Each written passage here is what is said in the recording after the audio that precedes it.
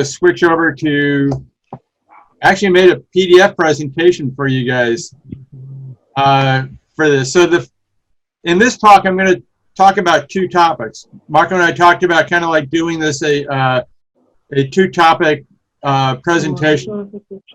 The first part is going to be about commercial retouching workflow, the principles for that, like layer structure, editability, and all that, how you build your files. If you start off doing that, if you start off learning how to do that the right way from the beginning, your retouching, everything else will have a better foundation, and it will be easier for you to go through and keep improving and to build files that are going to be easy to edit and change and keep up with. Then in the second part, we're going to talk about some fun stuff with color correction and color grading. And there's a lot of talk about color grading these days. So I've got a few tips and things like that to share with you on that. So hopefully this will be a fun presentation along the way. So for commercial retouching workflow, I just got to move a window off to the side here. So for commercial retouching workflow, here are what the basic principles are for this. The essential aspects are the layer structure, how you build your layers, you know, what goes on top of what layer and all that, especially if you're compositing images together. The order you put the layers in is really important. It comes down to looking at things like there are a series of glass plates that the camera is looking through, and the background should be on the bottom, and whatever is in the foreground closest to the camera should be on the top, and then all the other stuff in the middle. And if you reverse those things and mix them around, it makes perfecting your image a lot more difficult. Editability. Editability is going to be, rather than locking in the changes you make, building it in a way that it's easy to go back and change them. For instance, retouching portraits. It's really common to retouch out the lines underneath the eyes and stuff. And if I take my glasses off, you see I really need that more and more as years go by. But everybody has a different taste about how far the lines under the eyes should be lightened. So if you do that on a separate layer, you can adjust the opacity of that and really quickly, easily adjust it to whatever the client wants or whatever you think is the right amount for that. Retouching with the end in mind. That means starting off knowing what your end result is going to have to be. And what I'm thinking about that is, if you're retouching an image and it's going to be used for an advertisement, what are the requirements for that advertisement? Are there templates you have to follow? Is there a specific size you have to follow? Is there a specific color space you have to build in? All those kind of things. If you start off with that in mind, when you get to the end, delivering the product to your client is going to be much, much easier. And then retouching is part of a team. Increasingly, as we work on bigger projects, or if we work with other people we're collaborating with, it's really common that you have to share files with other people. This is one of the things, like Lazar and Marco have helped me out on occasion with some retouching things. So I give them a part of the job to do, they send it back to me, and then I put that in with the other parts of it. So you have to understand how that strategy works as you're building something as part of a team. Layer structure. The number one thing with layer structure, experienced retouchers will always tell you, name your layers. Number one thing is, if you bring in a file with a photograph that you put into your Photoshop document, if you name that layer with the name of the source file, you'll always know where it came from.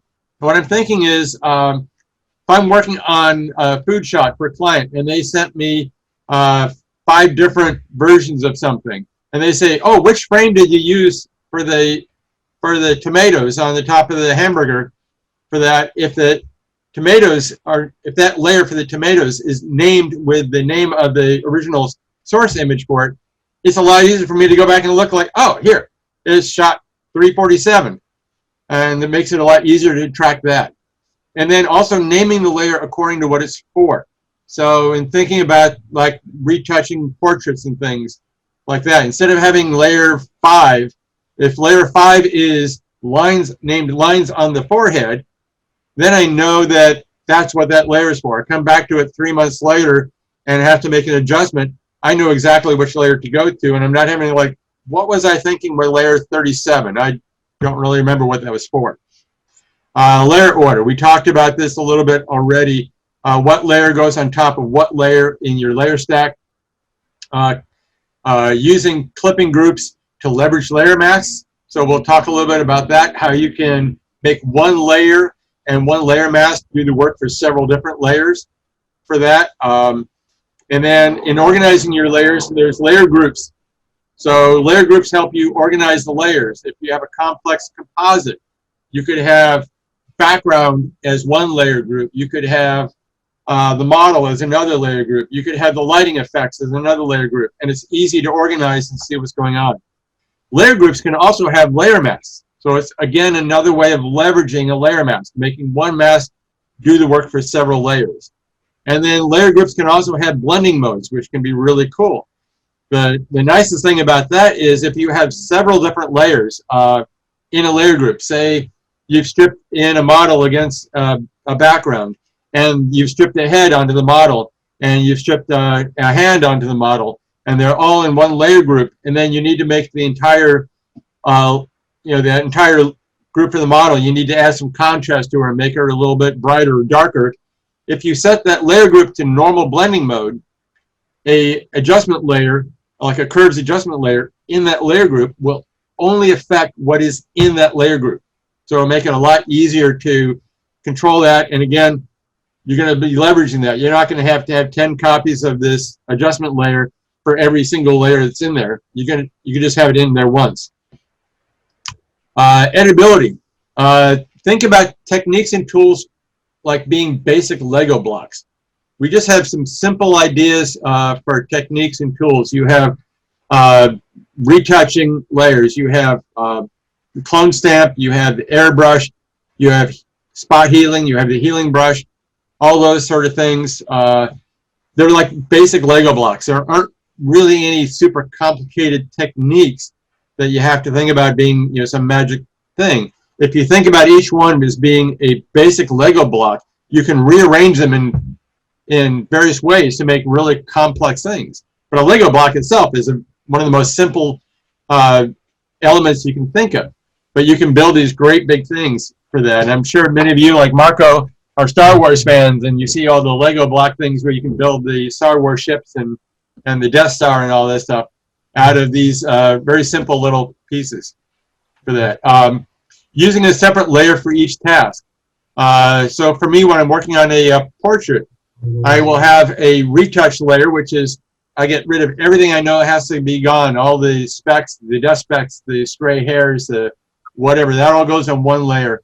Then there's another layer for lines on the forehead, another layer for lines around the eyes, etc., etc. And that means each one is easy to go back and adjust and refine as needed. Using adjustment layers instead of applying the color correction to the individual layers themselves. This is really important because one of the things you'll see people do, and I get files sent to me where people want my input for this, and I see like, okay, the head going on this body is really red. What happened to it? Like, oh, well, I used curves and I applied it to the head. Well, now that's a destructive change, and to change it, you have to go back and recorrect this. If you had an adjustment layer, instead of applying it to the layer itself, you can just go back and refine the adjustment layer. It's less destructive. So if you make something darker and then you made it too dark and then you have to make it lighter and then you made it too light and then you have to darken it again, each of those is repeatedly destroying some of the information in the file.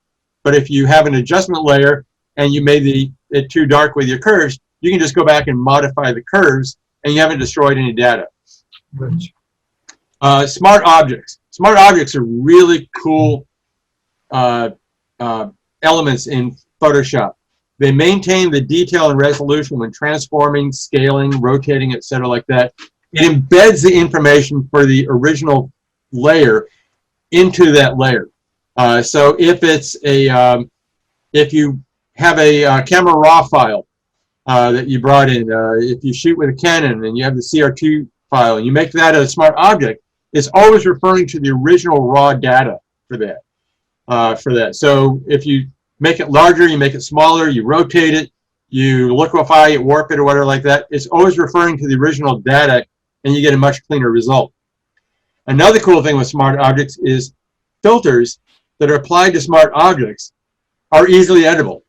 So have you ever taken a thing, say a tree you're putting into a background, and then you blur the tree and like, oh, that looks really good. And you come back an hour later like, wow, what was I thinking? That was way too much blur. I need to reduce the amount of blur. Well, if you have it as a smart filter, you can just double click on that on the filter in the layer stack. It will bring it back up, and you can change the Gaussian blur thing. Again, it refers to the original data and recalculates what the result should look like. So you don't have to come in and replace it over and over again. A friend of mine was shooting the comet. There's a comet Neowise that was just appearing for a few weeks or so around here. I don't know if you guys in Serbia could see that. And he shot several different exposures of the comet at night, and he was trying to line them all up. And once he got them all lined up, and he warped them and twisted them and got them all lined up, he realized, like, oh, you know, I should have increased the black levels in the in the raw files when I was doing this. Now I have to go back and redo all that work. If he brought in each one of those layers as a smart object, he could just go back and go back to the Camera Raw adjustment and change the things, and he wouldn't have to replace everything and remove it and nudge it and get it all in place. It's the same thing with liquefy and puppet warp. One of the things you have to do a lot of times is maybe change the shape of something slightly or whatever like that. Like there was a shot I was working on, a dancer, and she had a red scarf flowing, and they wanted to emphasize the red scarf. So there was another frame that had a really nice flow of the scarf, but we had to twist that scarf just a little bit to make it fit in right.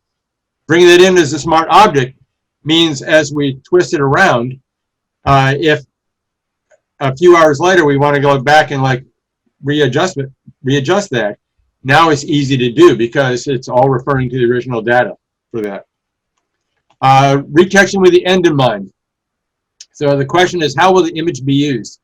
One of the things in working for entertainment advertising, working on movie posters and things like that, is the key art that you make, the poster you make, is very often going to be used for several different things. It's going to be a poster.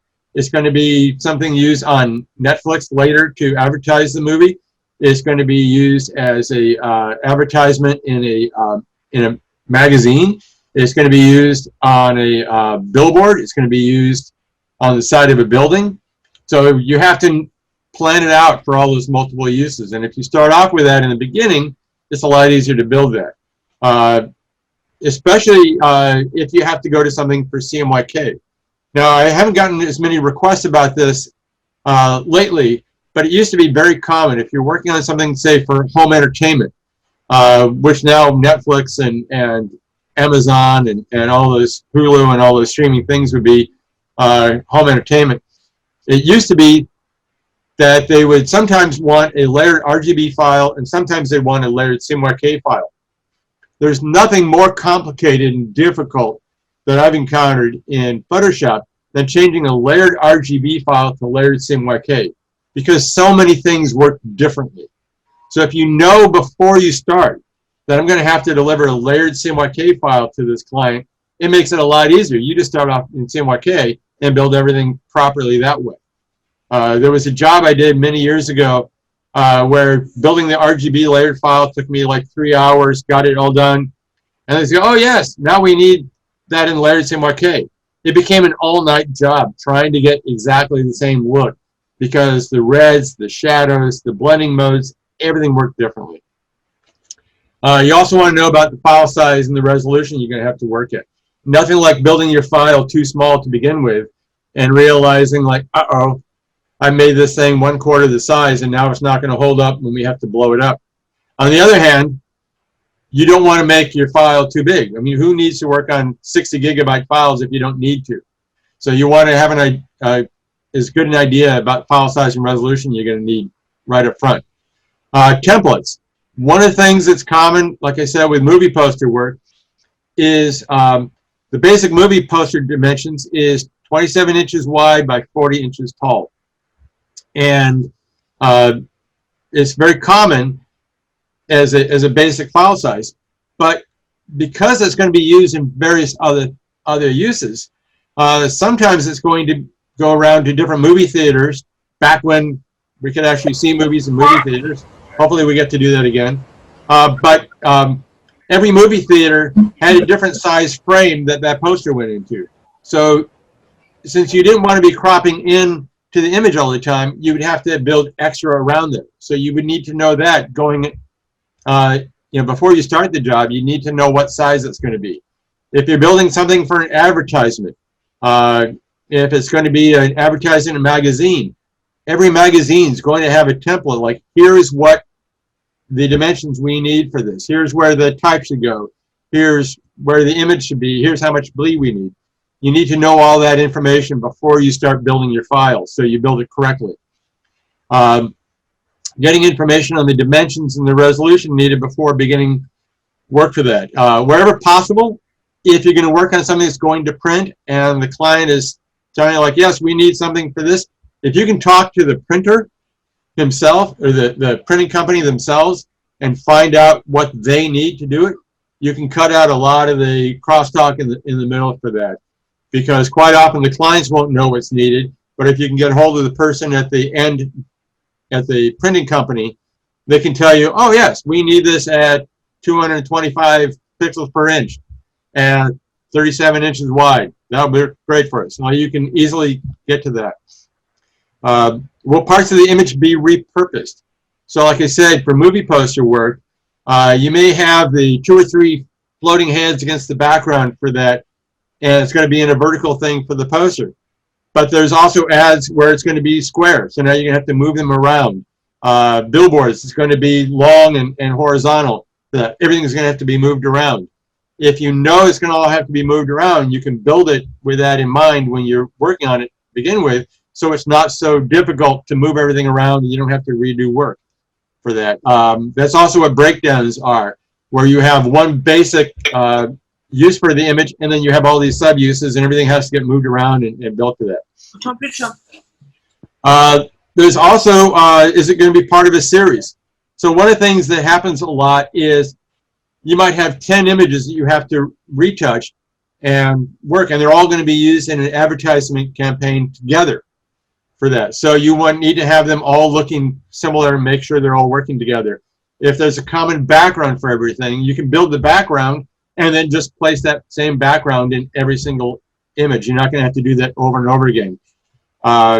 Is there a common element for it? Is there like a shot for, there was some shots for smartphones and stuff we used. And it was the same smartphone, but they had all these different props and stuff go around it. So we could work on one smartphone and use that as the master and then just place it in with all the different props over and over again. I'm not having to retouch that smartphone 10 times. Common color grain and tonality. That's something that's really important. Like I said, if you have this whole series of images, they all need to look like they belong in the same family together. They need to look like they're shot in the same environment. So if you have some that are high contrast, some that are low contrast, some that are warm, some that are cool, there needs to be a reason for that. Otherwise, they're going to look like they're all different for that. So that's something else that's really important to watch out for. And then we have retouching as part of a team. Like I said, are these files going to be part of a larger project?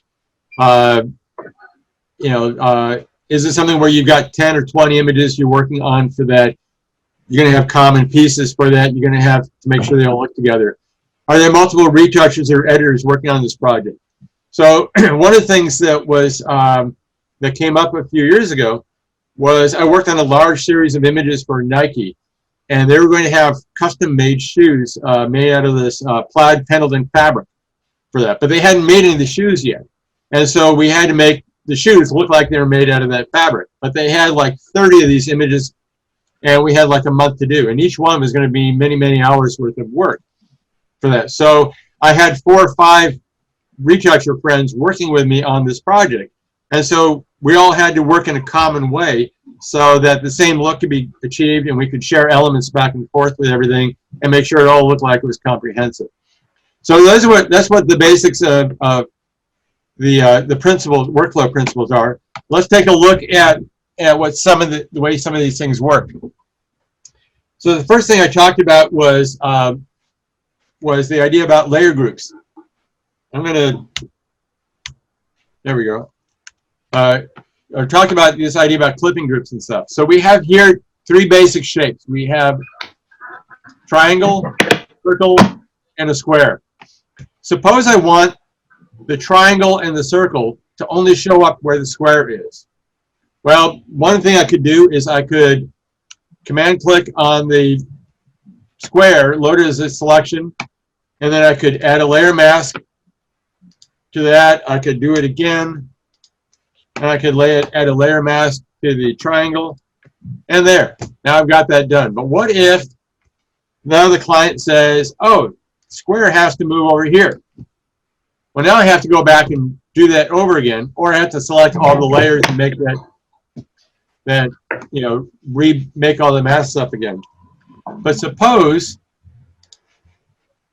I'm going to reset this thing. Suppose we use the idea of clipping mask. So a clipping mask would be if we select on this layer here, and I think there's a way we can get to it from here. Part of the problem with using keyboard shortcuts is you always forget where in the menu everything is. But here we have create clipping mask. And you see there's a shortcut. It's on a Mac, it's Option Command G. Now this gives you, in the layers palette, you get this funny little arrow here. I'm going to make my layers palette, I'm going to change this down to, you get bigger icons. So you guys hopefully can see a little better on your screen. So there's this funny little arrow here, and this is set in. That means this is only going to show up where the red circle will only show up where the blue square is. So now if I move the blue square around, it's automatically masking out the red circle without any problem. And then I can do the same thing here for the triangle. And I can come up here to layer and choose this. Another thing is I can let my cursor hover between the two. Come on. Okay. There we go. I have to hold down the Option key and then let my cursor hover between the two, and it gets this funny icon, and that does it. So you come over here to layer and release clipping mask or make clipping mask, or you can use your Option key and hover between the two. So two different ways of getting there. But now again, we have one layer masking out three layers, and we didn't have to do any work in making three different masks or whatever like that. So that's what the power of clipping groups are. That really kind of helps build that. Do any of you guys have questions about clipping groups for this, or is it all making sense?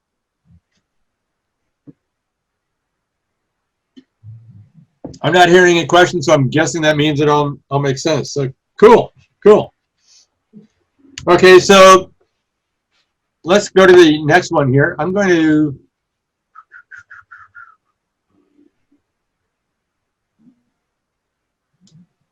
here we go. On layer structure. This is just a nice portrait thing here. You see, this is the before, this is the after. This girl didn't need a whole lot of work, but it serves as a great way of showing you what a basic portrait retouching workflow would be. So in this case, you see the bottom layer here has DZP-5637 as the layer name. That means I know exactly what file this came from. And if the client says to me, did you use 5637 or 5638? I don't remember which one I asked you to do. I can come back here and say, oh, it's the 5637 one. Like, great, you used the right one. No problem for that. And since it has this funny little icon here, that means it's a smart object. So if I double click on here, it brings me back to the raw file for this. So I can come here and I can change exposure. I can do a lot of things with this. I can, let's see, let's do something fun. I can bring up the highlights. I can I can darken the shadows or whatever. Let's say, okay, it's going to update this, and now it reflects that. So I'm going to undo that because I don't want to make the change. I just wanted to show you that by double clicking on this, it brings me back to Camera Raw, and I have all that raw data, and I can go back and retweak things.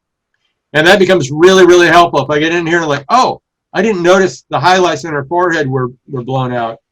Now I can come here, and I could come in, and I can maybe tone down the highlights a little bit or try to make some adjustment to recover that information. So going layer by layer through here, let's take a look at this. The first layer is the retouch layer, and that is getting rid of things like the stray hairs, getting rid of I love to chase down stray hairs and clean up stray hairs. They bother me when they going just randomly over the face unless they have a purpose for that. So this is where I get rid of everything I know that's got to be gotten rid of for that. It's quite common. There's dust specks. I don't know if you guys can see all the dust on your shirt for that, but there's lots of little white dust specks and things. So I know all this stuff going to have to be gone. I'm not worried about that. And that's usually my first step when working on a portrait or an image, is to go through and just clean it up. And it's my way of getting acquainted with the image, taking a look at it, examining what needs to be done, making some mental notes about, like, okay, I'm going to have to, you know, the eyes are a little blurry. I want to sharpen up the eyes. There's something on her tooth. There's a stray hair coming over here for that. So that's what I'm doing in that first process for that. Then I have another layer here, which is control stray hairs. So there's all these stray hairs and things like that, trying to clean up around the edges here. And for something like this, controlling the amount of stray hairs, it's very much an aesthetic decision. Everybody has a different taste level in terms of what they think is going to look really good. Interestingly enough, when I'm working on something for entertainment clients, for movie studios, they want lots of these stray hairs going around because for them it looks like a very natural, real photograph. If it's too clean, it looks like somebody stripped it out and made the hair too clean and didn't pay attention to making it look natural. And they call it helmet head, like you're wearing a helmet or whatever. You just took it off and your hair's all flat. Yeah. But then photographers tend to like more random stray hairs going around because they think it looks, or photographers tend to like less stray hairs because they want it to look cleaner. And if you're talking to a hair and makeup artist, the hair and makeup artist wants that to look really clean because it shows she did a really good job of styling the hair for that. So there's always something I'll do on a separate layer to control that, so I can work on that. Then I had a layer here for lines under the eyes. Now, if we click on this, you'll see that this is at 30% opacity. So what I do is I retouch these out, and usually what I do is I start off with the spot healing tool, and then I go to the healing tool, and I work to just make sure I've gotten rid of them pretty much all the way, and I make sure that it looks pretty good. I don't have to obsess too much on this, making sure it looks perfect at this stage, because I know it's going to be toned down in opacity, and I can see if I have to go back and finesse it anymore once I dial it down. And since she was a fairly young woman, she didn't really need a whole lot of help with this, so we could slide the opacity on this down. But the great thing about this is, if I thought 30% looked good, and then the client said, like, oh, can you lighten up the lines under her eyes a little more? I don't really like that. I can go to the move tool, and then I can hit a higher number on my keyboard. And you mean like that? Like, oh yeah, great. Now she looks wonderful. Or sometimes like, oh, you know, you were a little too heavy with the lines under the eyes. Can you back off a little bit? I want just a hint of that down. So, okay, I can make it down 10% opacity, whatever. It's really easy to adjust and make those changes because it's on a separate layer. Lines on the neck. That's something that's really common for that. We all get lines on our neck, especially as we get a little bit older for that. So that's something that people tend to always need to have smoothed out. So this is something, again, this one's at 50% opacity for that. And then finishing off, one of the finishing off things with any portrait work is burning and dodging. So this is a burning layer. This is a dodging layer. In this case, I used a different burning method than I use now, but I usually like to use a one curves adjustment layer to darken the image, and that's my burning layer. And then I use one to lighten the image, and that's the lightening layer, or the dodging layer for that. So what you're doing here with dodging and burning is you're trying to smooth out the bumps on the skin. As the light skims across the skin, any irregularity in the skin causes a highlight and a shadow, and that's what you're trying to smooth out with dodging and burning.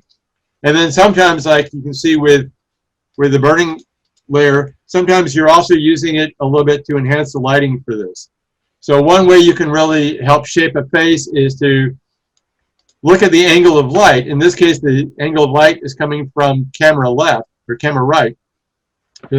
So let's darken up the shadows on this side a little bit, and it'll help make her face look a little slimmer for that. Not that she needed a lot of help with that, but that's just another trick you can do with that. So that's the regular workflow for retouching portraits or whatever like that. And basically every portrait I work on, every beauty shot I work on has some structure like this for that. And again, it's separate layers for everything, and everything named with a layer for that, so it makes it easy to adjust and control. Is that making sense to all you guys? I guess so. Okay, so moving on to the next example. Here's a product shot for this, and this was something that I worked on at the beginning of this year. This was a series, gosh, I think there were like 40 images for this of laptops. It was ads for Intel. The company makes the processing chip in the laptops. And so there were Dell, HP, and I can't remember the other brand, but 3 different brands of laptops. And the photographer shot them in all different views and things like that. And then we were working on that for the client for this. So this was what the basic background shot was. And you can see what the photographer does is he has, you know, as he's bringing the lights or whatever like that, he knows I'm going to clean up the background for him. So he can bring in different things to adjust the lighting. So it's very common. He might have one frame where he brings in a card to reflect in light on this edge. Another one where he's reflecting light across here or whatever. In this particular one, it was pretty simple. He had just let me turn these off. He had this one here that was for the frame around the screen. And we wound up not needing that little extra light up here, but we needed this part here really clean for this. So he just had that, and then he had the rest of that stuff together. So in building on this one, first thing I did was add my retouch layer. And my retouch layer on this was going through and cleaning up lots of spots. I didn't worry so much about the screen because I knew I was going to replace the screen. But there's always lots of little spots that you see around here for this. It's a little hard to see them sometimes. One of the tricks, if you're working on something like this and you want to really clean up the background, is one thing to do is add a new curves adjustment layer. And I like to use what's called solar curves. So it's something like this where you just drag the points up and down like this for that. And it really exaggerates everything. But now you look where you can see these were dust specks or something showing up for that. That's causing things to go out of the way. You can see all kinds of stuff showing up here where we thought it looked really clean. It's really helpful if it's something all on white. If we turn this off, here you can see where there was a lot of well, this is actually looking fairly clean. So this one wasn't quite so bad, but we had the retouch layer for that. And then what I did was I realized since I'm going to have to clean up all this background stuff, it would be a lot easier if I had the laptop on a separate layer and in a separate layer group than the background, because I was going to have to add all this stuff in to fade it out to white. And I didn't want that affecting here, like this fading out to white here, you see it's coming up into here. So I didn't want to have to worry about that. So I copied the background layer and I copied the retouch layer and I added them into here. And then I used I made a pen path here for the outline of this to strip that out. I made another one for this part of the screen, knowing we're going to have to replace that. I made another pen path for the inside of the screen. And then this is for this part of the tent, because quite often he was having me light this up separately for that. So that's how this layer mask was made. And this is all put in a layer group. So this layer group is affecting everything inside here. So when I have this, and let's turn off that path. When I have this little layer in here at the bottom to help close this gap down here, you guys can't see that very well. But when I have that layer in there to close up that gap or whatever, I know this layer mask is going to control that. Then I have a curves layer here just to brighten the inside of here. And then there's an overall brighter curves. And you notice none of these have to be clipped to here. None of these have to have special layer masks. This one has a layer mask because it's going to affect just this area, and I didn't want to affect that. But this one would affect everything for this. And now we have a layer here, which is for the screen. So that used this clipping, this path here as the basis for this mask here. And then I realized all this stuff here, retouching up all of these little specks. Can you imagine how much of a pain that would be? Go spot, spot, spot, spot, spot, spot, spot, spot, spot, spot. And then I realized, like, you know what? Almost all of this is black. I could just paint it out. That's what I did with this. It made that a lot faster. I could just sample the color and paint and paint. And so this is working on that with, this is a clipping group for that. So it's only affecting this layer. It's not affecting everything. And then here I used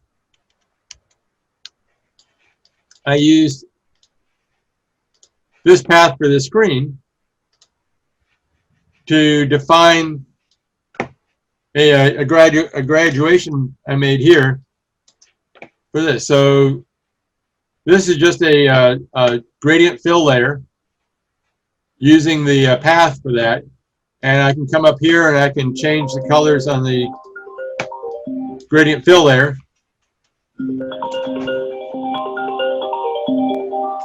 Pardon me. I can use the change the colors in the gradient fill layer, and everything is easily editable for that. So that's, and then finally we finish this off with a curve adjustment layer. Oh, I have to cancel that. We finish this off with a curve adjustment layer to darken everything up and get it just the sort of look you wanted for that. So that's how we apply this in a product retouching method. Yeah. Is that making sense to all you guys? Yeah. Okay. You have one question. Oh, okay. You see, they want to, if you can do the example with older people, because the young people is easier to do this process that you do. So they are asking, can you do one example with older people or older portrait? You know that. Let me take a look and see. Let's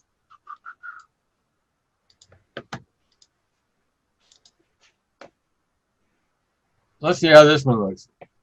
So this is similar kind of idea. This lady's not quite so young.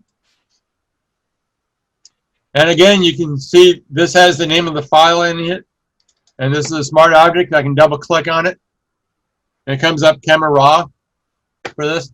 I just updated my computer, so I'm working on the latest version of Photoshop and getting used to the new positions for everything in Camera Raw. But I'm loving what the possibilities are for this. So we have that. We have the retouch layer. Let's close this properties panel so you can see a little bit easier. So with this one,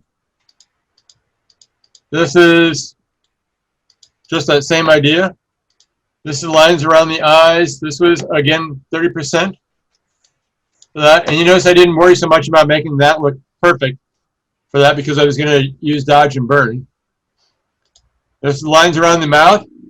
So this is the same idea. And this was used by, done by using the healing brush. So sampling around here and painting here just to bring in enough stuff to lighten this up. If I set this to 100% opacity, you see the goal was to remove the lines completely, but it doesn't look like a natural human being if we have no lines on that, and she's not going to recognize herself. So that's why we cut the opacity down to something like this, like, okay, she's going to feel complimented. She's going to think like, oh, okay, I have some lines, but they don't look so bad. You know, I'm looking pretty good. And then we had the lines on the neck, same thing. And then here's a burn layer. And this burn layer, just little tiny spots. So what I'm trying to do with this is you can see like things like this. I'm just trying to darken those down so they don't scream out and jump out for attention. I find when I'm retouching portraits, especially for light-skinned people, I am doing a lot more work with dodging. So dodging is where I have a curve is not moved up very much. It's just a little bit of a gentle curve to lighten the image. And then you fill the layer mask with black. And then you go in with a brush tool, and you just do a very light touch on building in that the lightning, you know, painting in the lightning effect. So I'll paint white into the black mask, and I'll have like the flow on my brush set to like 10% or 5% or something really low for that. And then in working on her, I realized that the her skin was looking a little too red. So I have an adjustment layer here to take some red out for this. So this particular one, I think I was trying a different idea than I normally do. So for reds, I use a Hue Saturation layer, and I just shifted the red slightly towards a little bit warmer color for that. So that's all that I did. Normally what I would do on this would be use a curves adjustment layer, but since her skin is the reddest thing in this image, I figured I could target it by just adjusting the reds, and I wouldn't have to do so much of a layer mask for it.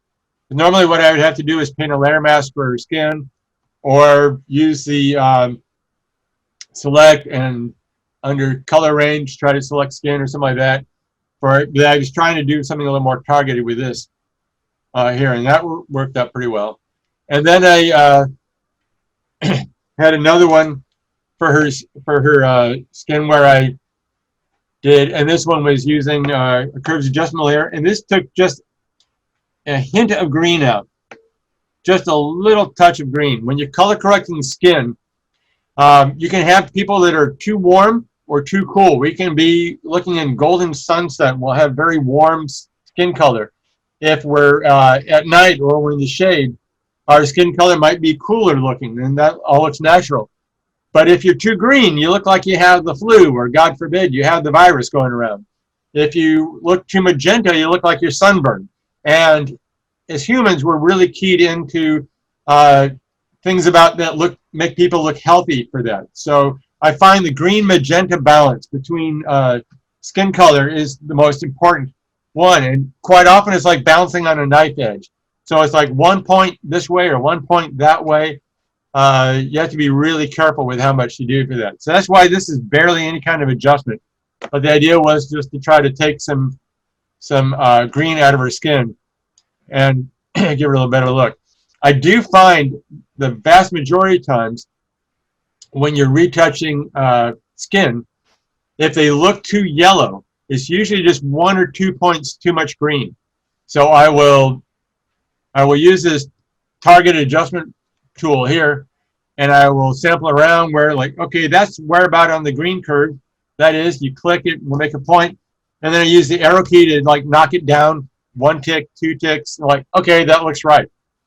So if I come here and I go much farther, now you see she starts to look a little bit too magenta for that. And if we go really far, you see now she's looking sunburned. And if we go the opposite way, like, okay, it's just a little hint, but now she's looking kind of like, oh, something's not looking well about it. So that's why we have to be really careful with any green magenta adjustment on skin. But does that answer the question about working on somebody who's not quite so young? I've got Thank you. okay, for this part of the thing, I was going to show you an Shoe and another compositing thing, but I'm looking at the amount of time, and I want to have time for the color grading one. So I'm going to jump right over into this movie poster one to show you how the same basic workflow works with building something as complex as a movie poster. So when working on movie poster work, it's a lot of fun because it gets a lot of high profile stuff, and sometimes you get to work on some really fun concepts and things like that. The process for working on movie posters is one where the advertising agencies that design the posters have teams of designers, and they are probably making 10 or 15 different comps or ideas they're proposing a day. So they have to work really quick and sometimes not so clean and not so perfect, whatever, but they're trying to communicate their idea for this. And as it goes through round after round, they're trying to narrow it down and perfect it little by little and get it closer to something that the studio will say, okay, we're going to take these 5 from you, go to your competitor, we're going to take these 6 from your competitor, go to the third place and say, we're going to take these 3 images from you. So now we want you to go and build them and make them look perfect. That's when it gets turned over to somebody like me. So my job for working on movie poster stuff is referred to as finishing. I'm a finisher because it's the finishing stage. So they send me the low-res layered comp, and then I have to rebuild it in high resolution and make it look perfect and clean and solve all the problems. And sometimes it comes out to, if you could just scale this up and then sharpen everything up, that'd be great. That's all we need. And other times, like, okay, the wing on the pig is looking really kind of low res. What can you do to clean that up? We couldn't quite get the blend on this. The shadow needs some work. We've got some other things going on. So we really need you to do your magic and make this, you know, raise it to the next level. And those are the challenges that become really a lot of fun for this. But you can see here as we build into this, this is where the comp was. This is where the 27 by 40 was. But because it was going to be used in a lot of different ads, they needed this much extra bleed for this. So I had to work with the background, building the background out to be this large. It's almost a square for that. And then they had roughed in the type for this. So this is where the headline, the title, and the logo were going to go. Normally a movie poster would have the billing block down here, so it'd be, you know, the names of all the actors, the names of all the studios, and everybody that sponsored it, and filled out and all that. So these are really just placeholders here. For the art, we go down here. Quite often what I'll do when I'm building this is I will bring in a flat version of the comp and put that on top so I can double check. I can turn that layer on and off and make sure his head's in the right position. I haven't moved the pig's foot or whatever any different kind of way. But we start off with building the background. And let's expand this out a bit. Come on, come on. There we go. You can see there's a lot of names. Oh. This is a tricky thing to get this to grab a hold of. There we go. Okay, so we scroll down to the bottom here. You can see this is a smart object. This is a smart object. This is a smart object. They all have this funny little icon here. And in some cases, let's scroll up to the top, and you can turn a bunch of these things off, and you'll see how it's built for this. But everything's in layer groups, and everything's built in a way to try to be as methodical as possible for this. So we have the sky, we have adjustment layers for these. These were probably adjustment layers that the designer had come up with, and when I'm working on these, if the layers they give me work, if they have an adjustment layer that's getting the color they want, great. That's something I don't have to redo. I don't have to rebuild it. So that's why this one will say Curve 37, Hue Saturation 25, Vibrance 2 copy. I will name those if I'm making my own. I'll say like brighten sky or add contrast to sky. Then we have another sky brought in. And then we have to extend it up here, so that's what this additional part here is. This is probably just moving this. It's probably just moving this layer up.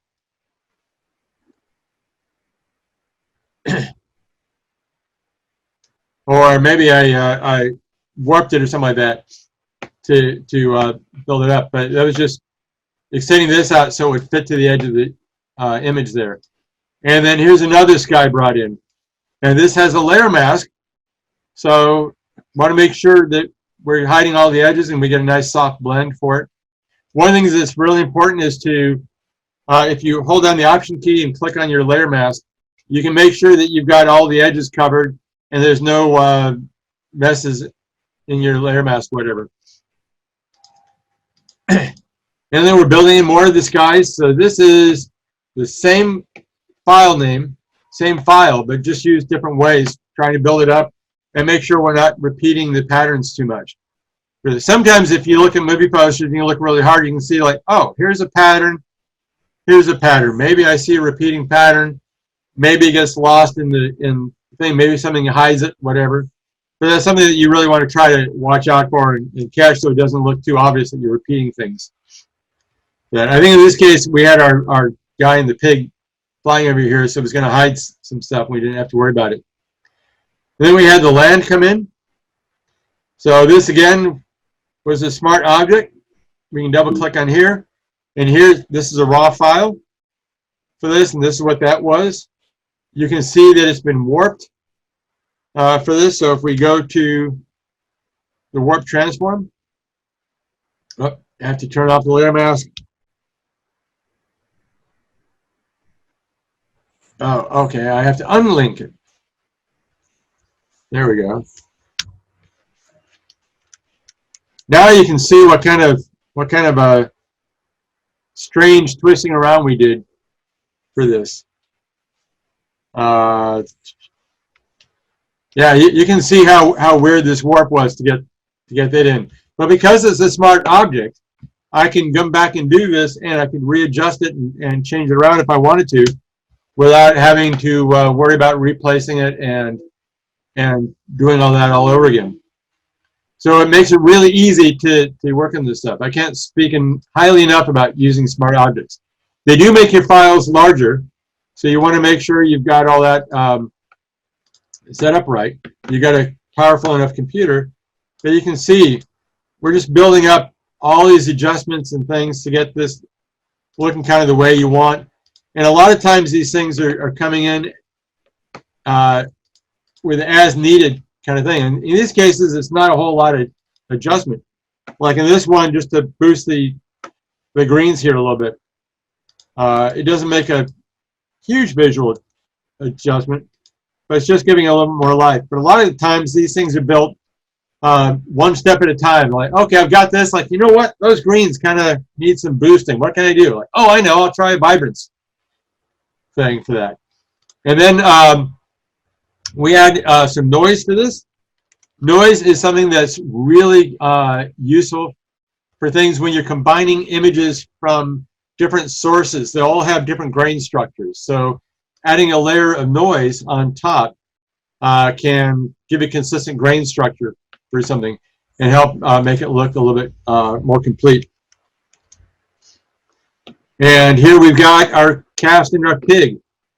And again, this is built a step at a time for this. So if we scroll up and turn things off,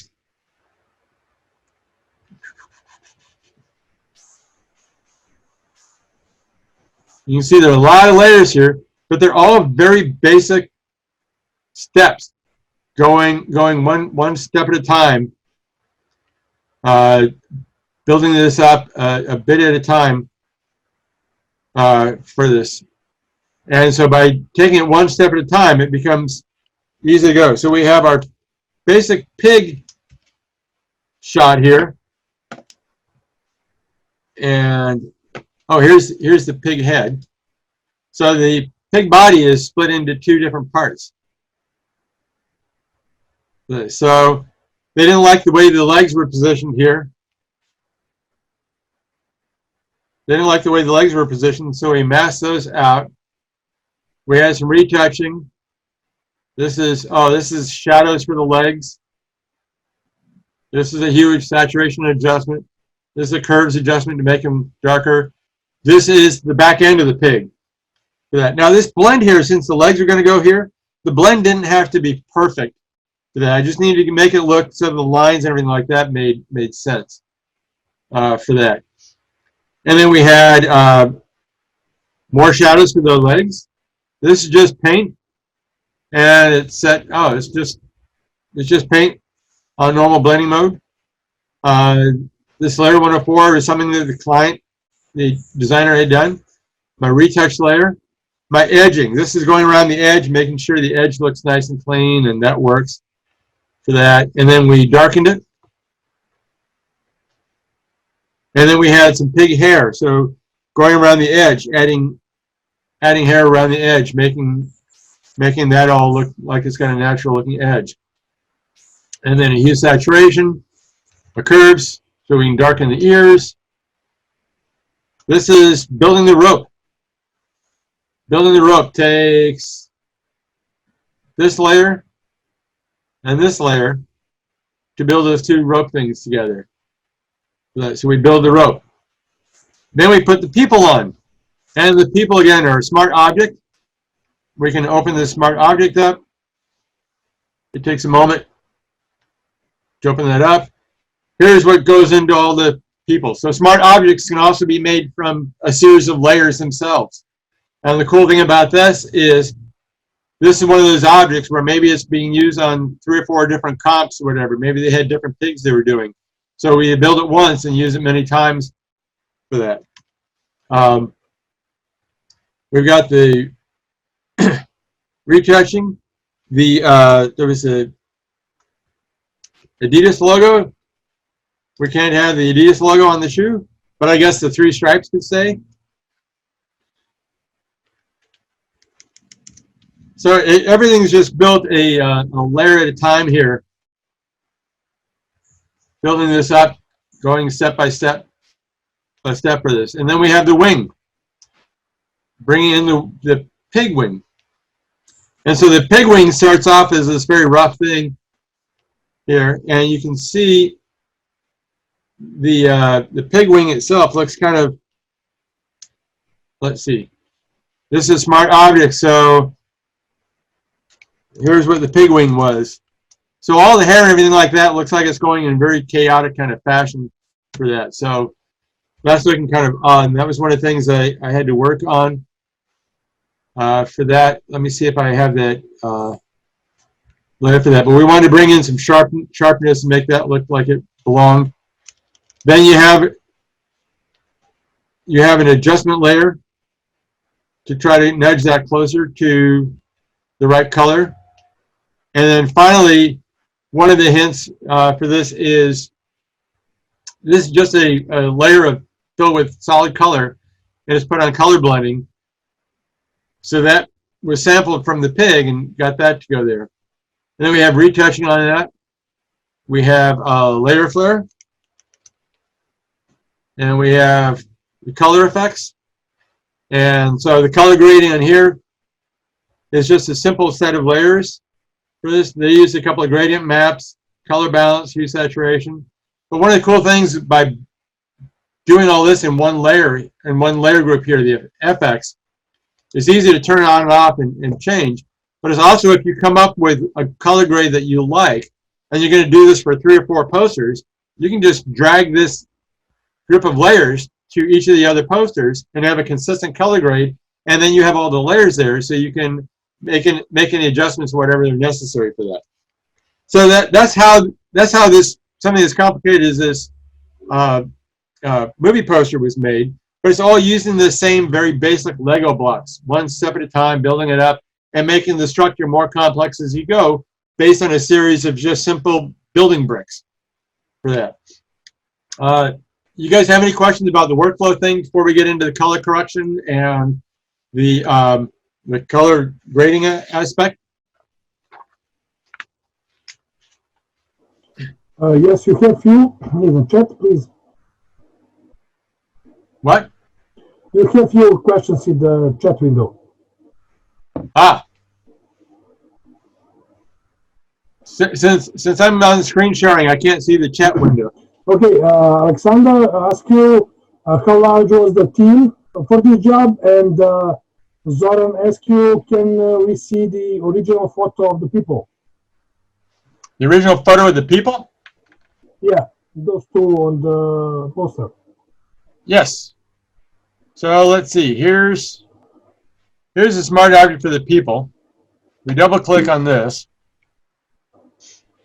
Open this up, and let's see. I'm going to delete the layers that are not turned on, just so it's easier to come back and see. So, lots of layers going in here. So,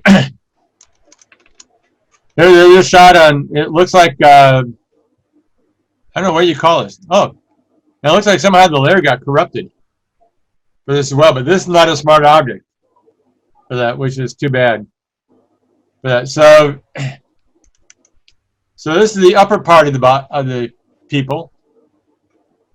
And then they had done some retouching work on this. Since they'd already built this pretty cleanly in high resolution, I didn't need to rebuild it. And then they had the bottom part. The bottom part's from another shot. They wanted the legs to curl in a little more. Need to be a shadow for the hand and a new hand.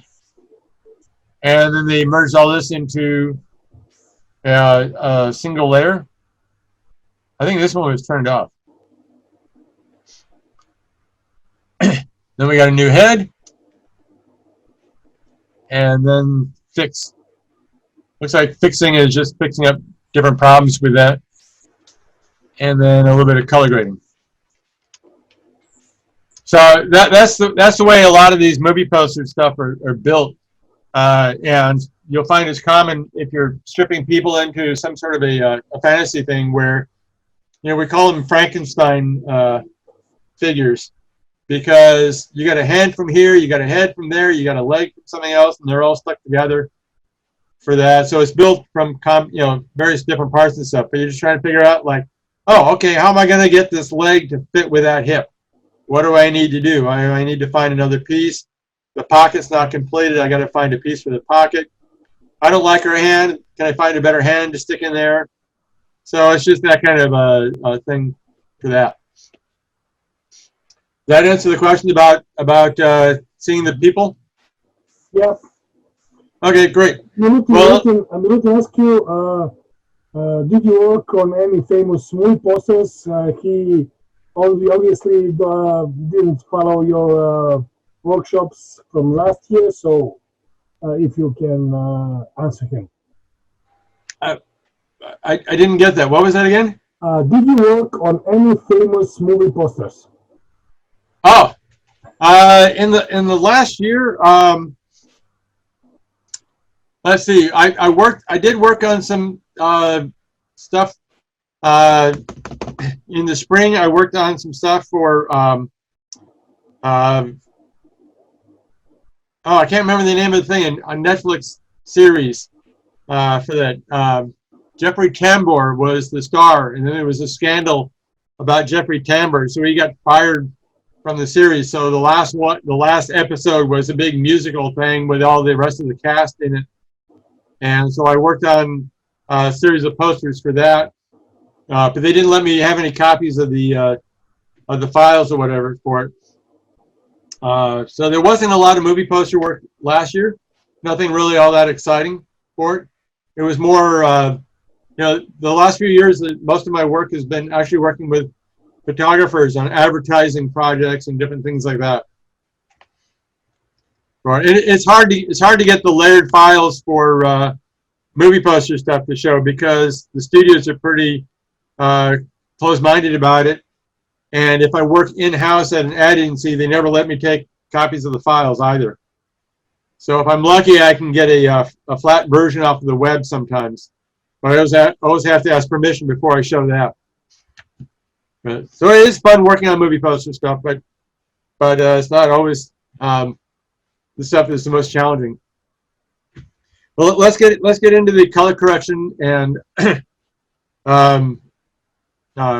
color grading part of this, because I know we want to make this a double part of the thing. So I got to open up some files for this. Oh, I'm not going to record that. Why does Photoshop want to record it? Okay, so when it comes to color correcting, this is something I've talked about before, but I'm not sure everybody here is familiar with this saying. My favorite method for color correcting is to use 2 curve adjustment layers for this. So in this case, this girl here looks really, the color is really not very good on her for this. So if we want a color corrector, that I just have these bars on the side here. So we can get some idea about what's going on with the things. So if we're going to color correct her, let's turn these off for a moment and try to come up with a color correction that works. I'm going to add a curves adjustment layer. And then suppose we think, okay, she's looking a little bit dark, so let's lighten her up. But if we lighten her up, if we go really far, you see the highlights start to get really yellow and kind of odd looking. If we say, well, she's too dark, and we pull her down and darken her up, the shadows and things start to get kind of too red and oversaturated for that. So then what we have to do is say, okay, we made her look dark, that looks good, but now I have to come here and I have to take some red out, and I have to play with that, and like, okay, it's not quite red, is it I have to add some blue here, and I'm playing around, and each time I add red or I add some blue or whatever, it's making it lighter or darker or whatever and making it more complex. It becomes really difficult to get something that looks pretty good. Oh, that's not looking too bad. I actually think that it's lightened up the shadows a little bit and like, oh, that's actually pretty interesting kind of skin tone. But anyway, so that's what happens if you use just regular curves and something like that. So my idea is, what if you could change just the tonality and the saturation all in different curves adjustment layers for that? That would be really cool. This idea was inspired by reading Dan Margulis's book on the LAB color space. And the cool thing about working in the LAB color space is you have one channel that's lightness, you have the A channel, which is the green magenta colors, and then you have the B channel, which are the blue yellow colors. I always remember it because of B for blue yellow for that. So you can adjust just the lightness channel, and it's not going to affect the color at all. You can adjust the blue yellow balance, and it's not going to affect the tonality at all. It's not going to make it darker or lighter or whatever like that. But in working on something complex like a movie poster, I can't always just switch everything over to the LAB color space to work on it for that, because my clients would need a layered file and they need it in a certain color space. So I had to come up with another approach that would work that. So my approach for that would be to add one adjustment layer for curves, for color, and one adjustment layer for luminosity for that. So this one here is set for color blending, and this one here is set for luminosity blending. And I name them color and curves, color and luminosity curves. Color and lum curve is my shortcut for that. It doesn't matter which one's on top of the other because they're affecting different aspects about this. But now, if I come and darken the image, it's not making it more saturated, it's just making it darker. If I brighten it, it's not making it more yellow, it's just making it brighter. So that gives me a lot of power to this. I can add contrast here without adding any saturation or whatever, without making the image look weird color-wise. On the color thing, I can take some red out for this, and I'm not making her lighter or darker. I can pull it down or up or whatever like that. I'm not making it lighter or darker. I'm just changing the color for that. So there's a lot of power in this idea of having color be one and luminosity be the other. The other cool thing that's neat with this is you can go to the RGB or master curve for the color one, and then you can pull down the white point, and that desaturates. It's the same move as if you took hue saturation for this. So you can also affect the saturation on it. And it turns out that if I pull the saturation down, she's starting to look pretty good. What happens if I go to here to, I'm just thinking about her. I can maybe darken her up a little bit. And now we have something that's looking a bit healthier, a bit better than that. But ideally, I would tone down her highlights for that, but I would love to have the raw file for that. But I can make these adjustments really quickly and easily, where using this, it would be a lot more complex to figure out how to darken her and then affect that. And affecting the saturation would mean I have to go back and adjust the red, the green, the blue, and play around with all those sort of things like that. So if you take a look at these two layers here, I'm going to pull this off to the side here. This one here is just a color ramp made. Everything has the same lightness value for that. So the brightness is the same. It's just the color that is changing.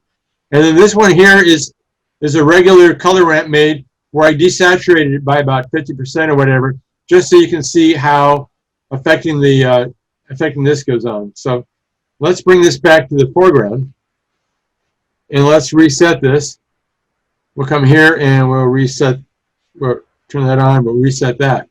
So we come here and I pull this down, and you see it's desaturating these colors here. Now, one of the things that's really interesting is in desaturating like this, you notice that if everything has the same lightness value, hue saturation is turning everything gray, but we're also losing here where everything had the same lightness value. We're losing all the differentiation because it all has the same lightness value. Here, there's different actual values in this. The yellow is lighter than the blue and all that stuff. So when we see this, we still see some information here. So that's an interesting thing to note. We'll talk about that when we get to the Vibrance thing, because I want to show you something with that I just learned. So anyway, we can adjust the saturation here.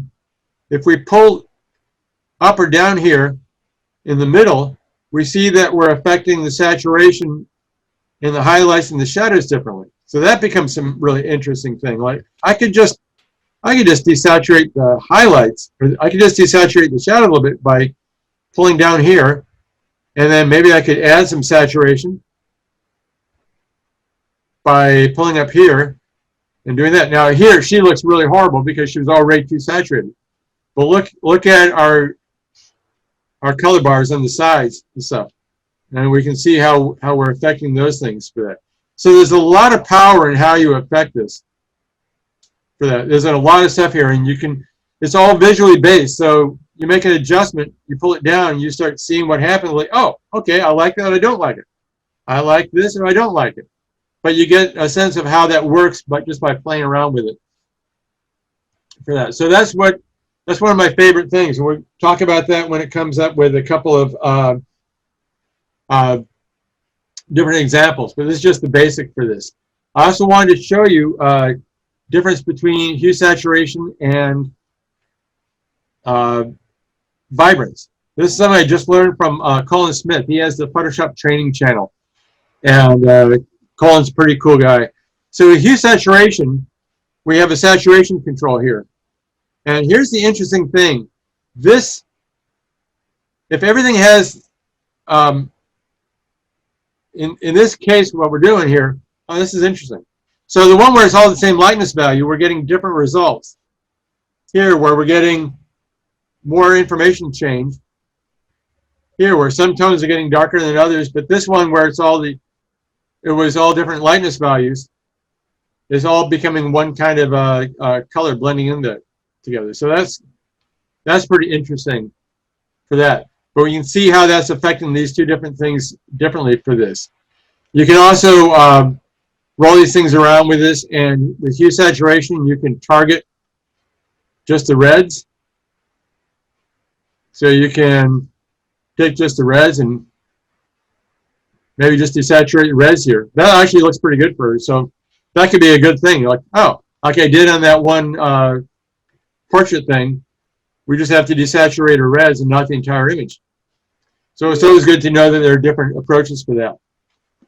Let's take a look at Vibrance thing. And with Vibrance, what happens if we pull this, if we pull the saturation thing down for Vibrance? There we go. So with Vibrance, you remember where with hue saturation, this was all becoming one sort of continual color tone? With Vibrance, the saturation slider works differently. It's applying the math a little bit differently than hue saturation does. I know Photoshop makes it confusing, Adobe makes it confusing when there are different math being applied under the same name. So you would think saturation in one should be the same thing as saturation in another, but it's not, and that's an important thing to notice. I think part of the reason is hue saturation is a very old tool. It's a very old adjustment layer that Photoshop's had since the very beginning.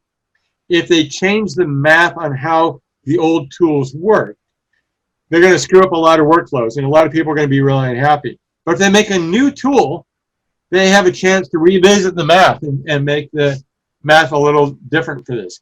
So with Vibrance, what Vibrance is going to do is Vibrance is going to, turning this up, it's going to saturate, increase the saturation of the colors that are not already fully saturated. But images that are fully saturated, it's not going to affect those as much. So if we slide up Vibrance here, you see her skin tone doesn't get a whole lot different, but her top, right down here, we get a nice change in there. So that's what the Vibrance is doing. It's not affecting all of the colors, the saturation of all the colors. It's affecting the ones that are not fully saturated yet. It's not going to oversaturate your colors. It also tends to protect skin tones more. So that's one of the things that's really cool. So I'm using Vibrance more and more as a color correction tool as well. I just want to cover that part just a little bit there.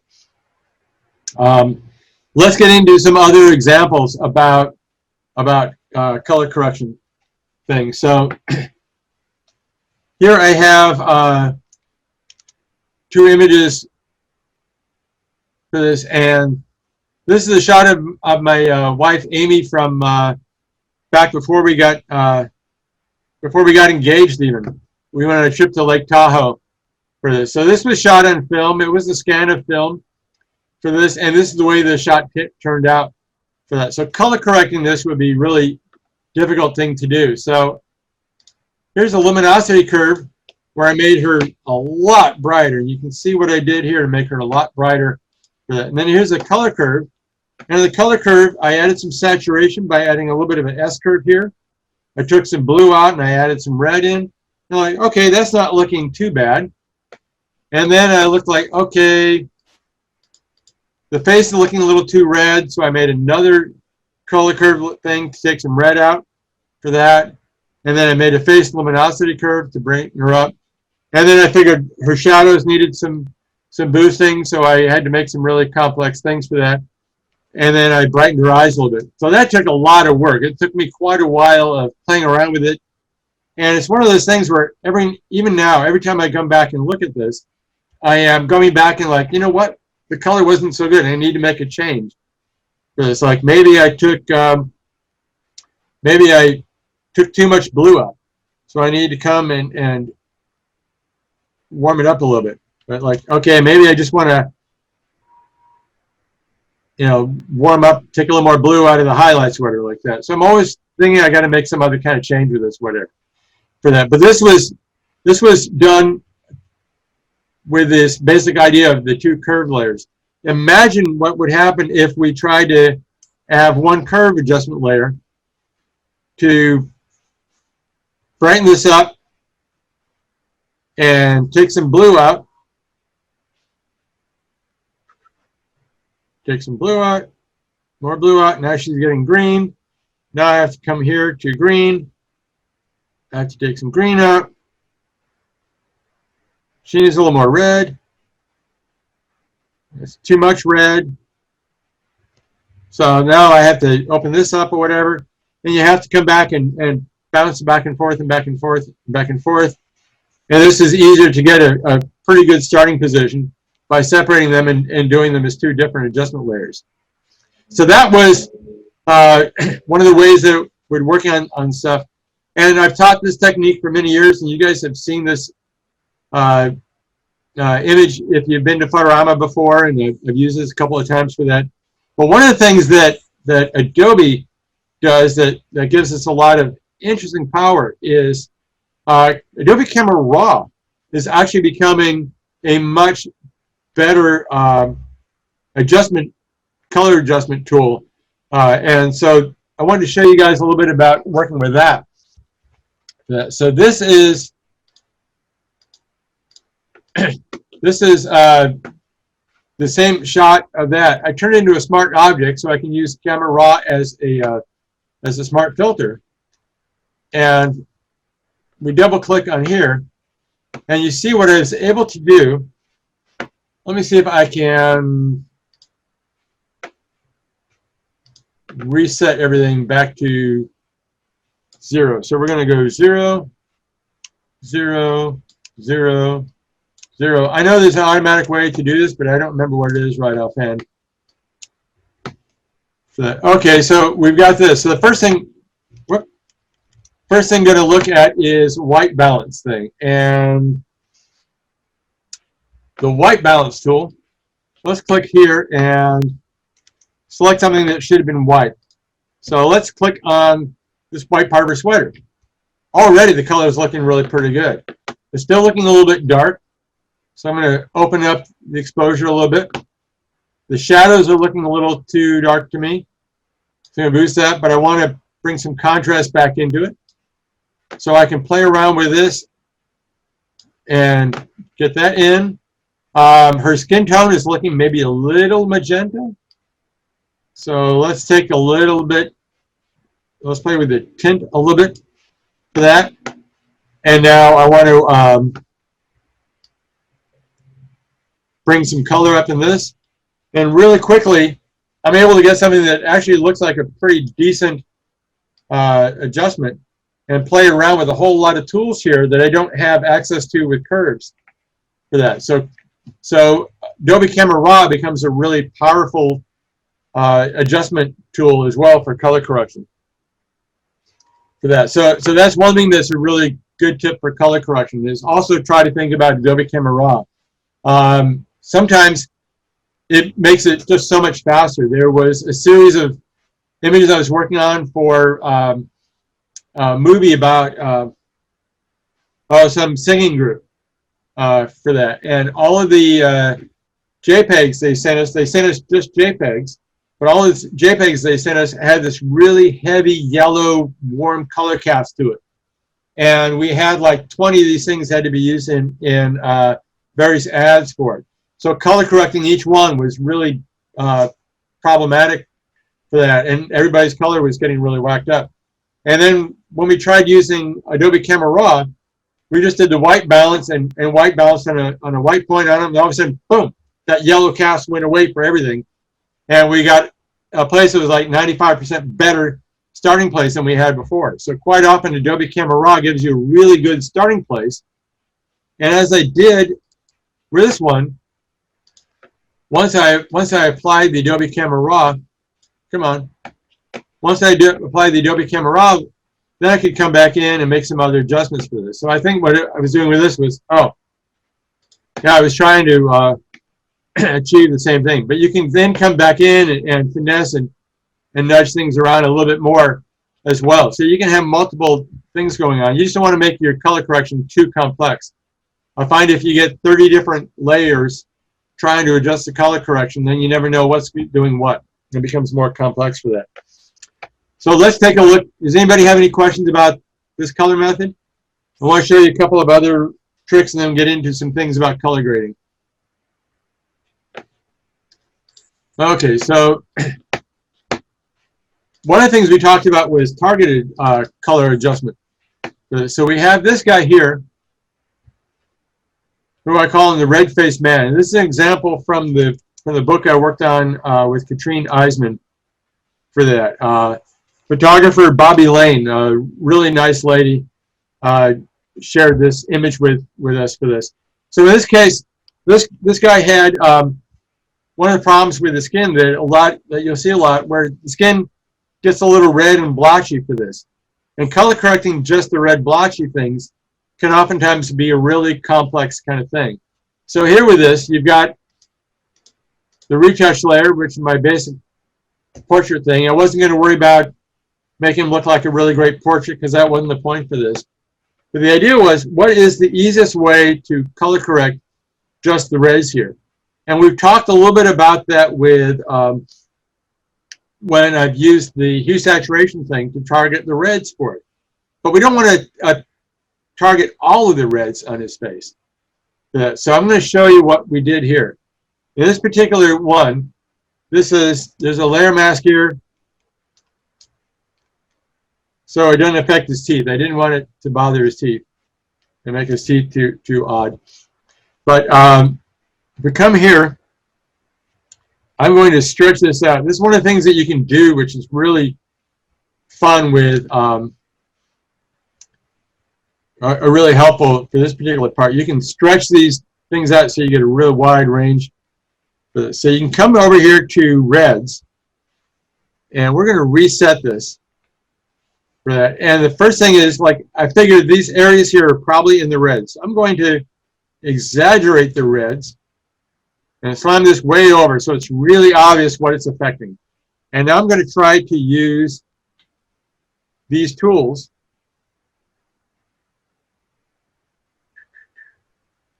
I want to use reset this. I got to come to reds. There we go. There we go. Now we got that going. I'm going to use these tools to sample some of the coloring here. And I'm going to try to narrow this range down. If I slide this around, you see that I'm affecting different parts of his face. Yeah, so this is sliding around the hues that is no longer reds. It's going to show up as reds 2 or something else like that. But I'm going to try to narrow down and find out the narrowest range of colors. So we have these internal sliders, and we have these feathering sliders. So I'm going to slide this. I'm going to slide this down and try to get this as close as I can, and try to move this around where I'm getting just those areas here where the reds were the worst. And you see I've got that narrowed down pretty well. I want to make sure it feathers out so I don't see the transition as being that harsh. So I'm going to feather these out a little bit like that. So it's going to blend out and feather out into the other parts of the skin tone. And then I'm going to come back and reset this something close. I'm just going to move it around just a little bit. So moving to the left makes it worse. Moving to the right just takes a little bit of that out. Maybe we desaturate just a little hint too. So pretty quickly we're able to come up with a very targeted adjustment. Let's make this a little more extreme so you guys can see it on screen. We're coming up with a pretty targeted adjustment layer, pretty targeted adjustment here that is affecting just those red blotchy areas for that. So this gives me an ability to really closely target a specific color range and affect just what I needed to do. And I don't have to come in and paint complicated layer masks for this, because this here is doing the work of what the color mask would do. All right, layer mask would do. Yeah, so that becomes a really powerful color correction technique as well. It's not something I have to do a lot on portraits, but if you're shooting people that get blotchy skin, or like that. You know, teenagers quite often will get the red patches on the cheeks and things like that. This is an easy way of adjusting that. Somebody who likes to drink a lot might get a really red nose. This is also a really good way of adjusting just those red blotchiness and stuff you get from that. For that, is that making sense to you guys? I'm seeing a few nods and things like that. So good, good, good. So the next thing I want to talk about is a little more complex way of building things. We have this image here, and we call her Bahama Mama. And with this image here, the primary thing about this wasn't so much about the retouching. I can show you the retouching workflow on that a little bit. But one of the things that's common, particularly if a model has a lot of makeup on, is you see that the face and the shoulders have much different color. So we needed to target everything and make that stand out. The goal with that was also that the yellow on the lipstick was supposed to match the yellow on the necklace and the yellow on here. So we needed to be able to target that as well. For the retouching here, you can see this is a little more complex thing for retouching, but I don't want to get too much into that because we're already pretty deep into our time here for that. But that's a basic workflow for that. So this was just some sharpening on her hair or whatever. Yeah. So the first thing I did was look for a way to make a mask for the necklace. And then I made a mask that was just going to be for the shadow thing. For that. So for the necklace thing, what I did for the necklace was to start off as a color range selection. And I used the sample tools and try to come up with a selection that allowed me to target this as much as possible. And then once I got that refined in pretty well, then I had to go in and do the handwork of making sure everything was painted in, and I painted everything else out. So that was how. Cancel. Cancel, cancel. So that was how the mask for this was made, and then I use for masking the shoulders. You see, here's that layer mask. Here's the mask I made for the necklace, and then this is just a roughly painted mask for shoulders for that for it. So I didn't have to worry too much about affecting this. I had a it's all in an adjustment layer group for that. I had one here for the curves for shoulder color, and I didn't need to make any adjustment for the color because it turned out to be a density arrangement. I like the skin tone for color, so this is basically just lightening up mostly the midtones on her shoulders and keeping the shadow definition by doing this curve in. And then there was something made here, and this was made with a copy of the red channel. So looking at just the red channel, if you look on just the red channel, you see the skin tone is really super light in here and the shadows were darker. So I can make a copy of that. I can make a copy of that, so I can manipulate that into this. So I made a copy of that, some paint, some curve adjustments to arrive at that. So that's where this is, and this is lighting up the shadow under there and then adding a little bit of warmth into it. So I add some red, take some blue out, and then we had the face. And the face, this again was painted just with the airbrush, just painting in. I wasn't making really big dramatic shifts in the color, so the masking didn't have to be exactly perfect. The sloppiness of the mask that you can get away with depends on how dramatic a change you make. So if with the luminosity, if we were going to make her face a whole lot lighter, you'd want to make sure it wasn't going to blend out and affect other areas. But since we were just making some hints at the color and not making big dramatic changes, anything that bled over here wouldn't be noticeable. So I didn't have to be super perfect with it. So you can see how that is, and then I masked it out of the face and the eyes for that. But this is a color adjustment layer for this. So the shoulders needed luminosity. The skin tone needed color adjustment. And then we made adjustments for the lips. So the lips got brightened, and then the lips had some color adjustment to it. So I made them pull blue out to make them more yellow. I made them a little less red, took some red out of it, and then I added a little bit of contrast in it to add some saturation to it. And then the eyes, you always want to have the eyes be nice and bright white.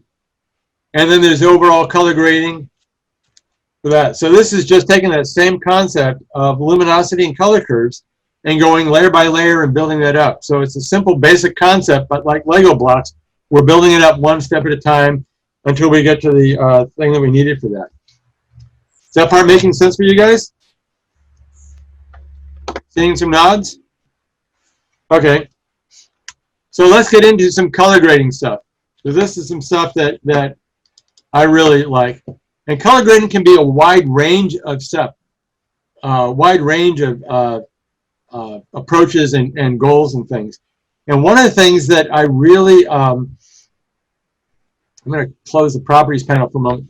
One of the things that I am really fascinated by when it comes to color grading is how we can affect color harmony for this stuff. So here, I'm going to merge all these things into just one layer. And Marco will recognize this shot because this is one of the shots he provided to me to use for this thing. I wrote an article a couple years ago for X-Rite on using the Adobe Color Themes extension panel for this. So with color grading, you can impose a color grade on it. You can say, I'm going to do a split tone thing. I want to make the shadows more cyan and the highlights more red.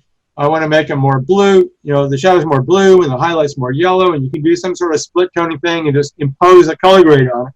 And sometimes that works really cool. But one of the things that's really interesting to do is take a look at the colors in the image and say, what subtle moves can I make that will really make the color harmony work together? So to show an example of what I mean by that, we're going to come over here to bring up the Adobe Color Themes extension. And this is something that's a really cool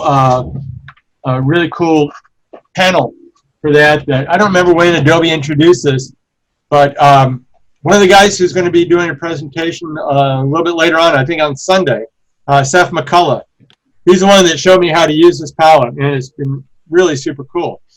So with the Adobe Color Theme palette, you get a lot of ways you can use it, but you get 5 different colors you can sample from your image, and you can see them on a color wheel here. Now here you have different models and stuff like that. It will show you analogous colors.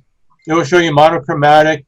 It will show you complementary. You have all these different basic color themes, color harmonies you can work with for this. For this particular thing, we want to set this to custom, because what we're going to do is we're going to sample colors from our image and see how they relate to each other on the color wheel. And then that's going to give us some ideas about what's out of place and what we might want to nudge in a certain way. And then we can use that information to come up with some really cool color adjustments. So the first thing I'm going to do is I'm going to go make sure my eyedropper tool is set, because I'm going to use the eyedropper tool, and I'm going to sample some colors from around here. So Dennis, sorry. Yes. You have some questions on chat. Alexander asked you, how do you pick the points? That's what we're going to do right now. But thank you for bringing that to my attention. When I'm in screen sharing, I can't see the comments. Yeah, I understand. That's what I'm telling you. Great. So that's exactly what we're going to talk about now. So I've got the eyedropper tool. I'm going to be sampling things for the foreground color. For the foreground color, it's going to show up here. So I'm going to sample. Let's sample a shadow thing. So in here, I've got this color is our shadow color here, I want to get that into here. So if we look at these different things, this will set whatever this color is. This one's selected right now. This one will select whatever color is chosen here to be the active color here. This one will set whatever color is chosen here to be the active color here. So we click on this one, and now it's got that shadow color we sampled. Let's come over here and sample this color here. Let's click on here and click that. So now we've got that green over here. So that. I'm also really interested in this orange because I really love this warm kind of color here. So I'm going to sample this orange. We're going to put this here. And now let's see. Let's sample the side of this and put that here. And we'll see that where that goes. And then let's sample sky color and see where the sky color winds up. Okay, so what we've got is we've got these different colors showing up in here. I'm like, oh, this is kind of interesting. So what color is this one? I click on this one, and it shows us like, oh, this dark color, this is that shadow we had here.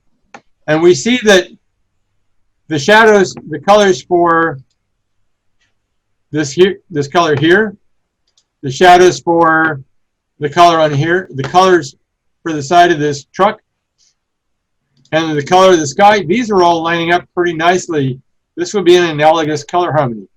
But we've got these two things, which are our shadow colors, and their colors are actually kind of out of line here.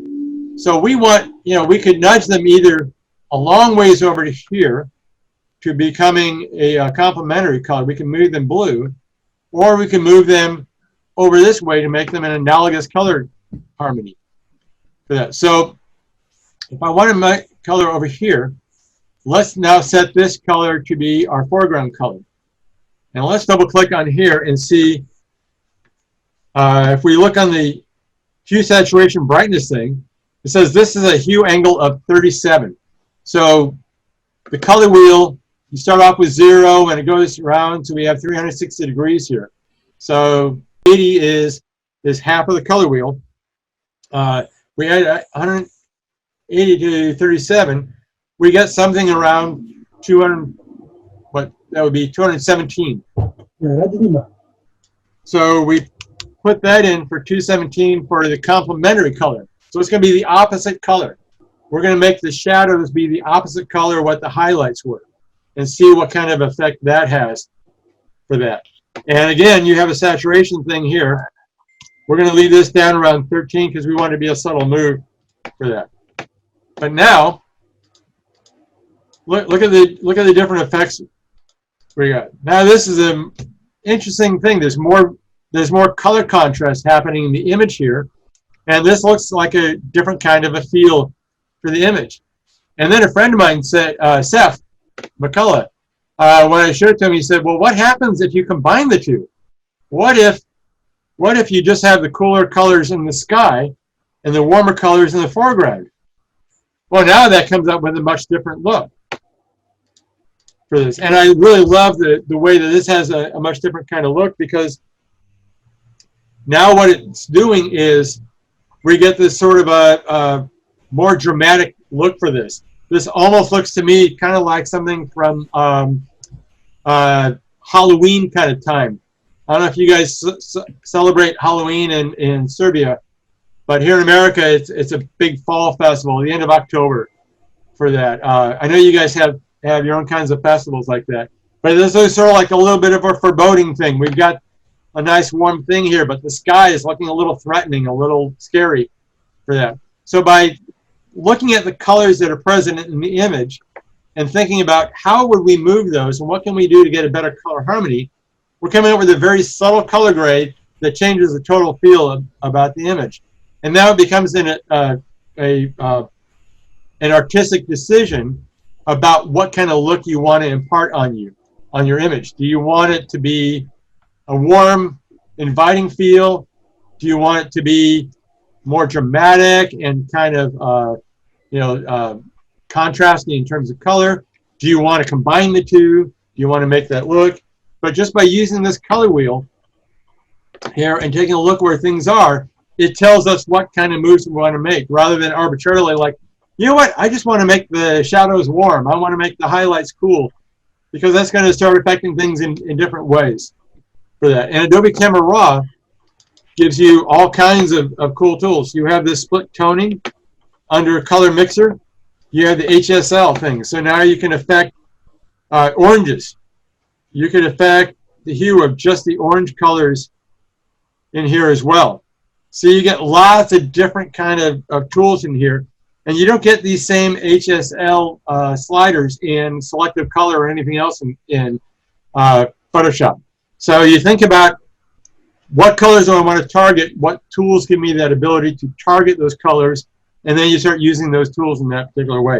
Is that making sense to you guys? I can't see the comments, so I'm hoping that makes sense for you guys. And I know we're getting close to time, so I want to show you guys another thing that's a really cool color trick for this, and then we'll show one more cool color trick.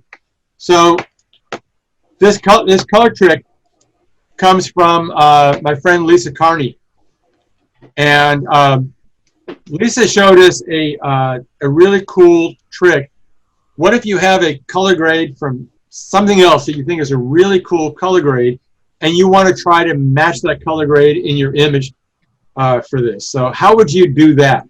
So let's see. Let's turn this on and let's come up with something really more dramatic. So we have this guy. Suppose this is our example image, and we want to make the portrait of this guy look like this guy. We want to make the color, we want to use that kind of color grading for this. How would we do that? Well, we could come up with curve adjustments, and we could play around with them and tweak them and stuff till we get something we like. But it would be really helpful if we had a good starting point that would make it easier for us to work with this. So what if we were able to make a curves adjustment layer? We're going to make it right below our sample thing. So the whole idea with this is you have to set this up in the right way in a couple of things. One is you're going to bring in your reference image and move it off to the side so you can see, but it's going to be present in your same image here. Then you're going to set up your curve adjustment layer underneath that one. So your curve adjustment layer is not going to affect this as well on, all at the same time. You have to make sure that you are clicked on the curve adjustment part, not the layer mask part for that, because we're going to be using the auto thing. We want to sample colors from the image for this. When you go to your eyedropper tool, you want to make sure your eyedropper tool is now set for all layers for this. I usually like to have it set for current and below, but I'm going to have to set it for all layers because I want to sample the layer that's on top of my curve adjustment layer. So those are two important things, or three important things. Your reference layer goes on top of your image, your curve adjustment layer goes below it, and then you want to make sure you clicked on the curves part of it, not the layer mask part of it, and your eyedropper now set for all layers. So we're going to come up here and we're going to hold down the Option key and we're going to click on Auto. And I'm going to use Enhance Per Channel Contrast. And now we get shadows, midtones, and highlights that we get to set our image for. And normally it's set for this, and this sort of thing would be for making your image more of a grayscale image for that.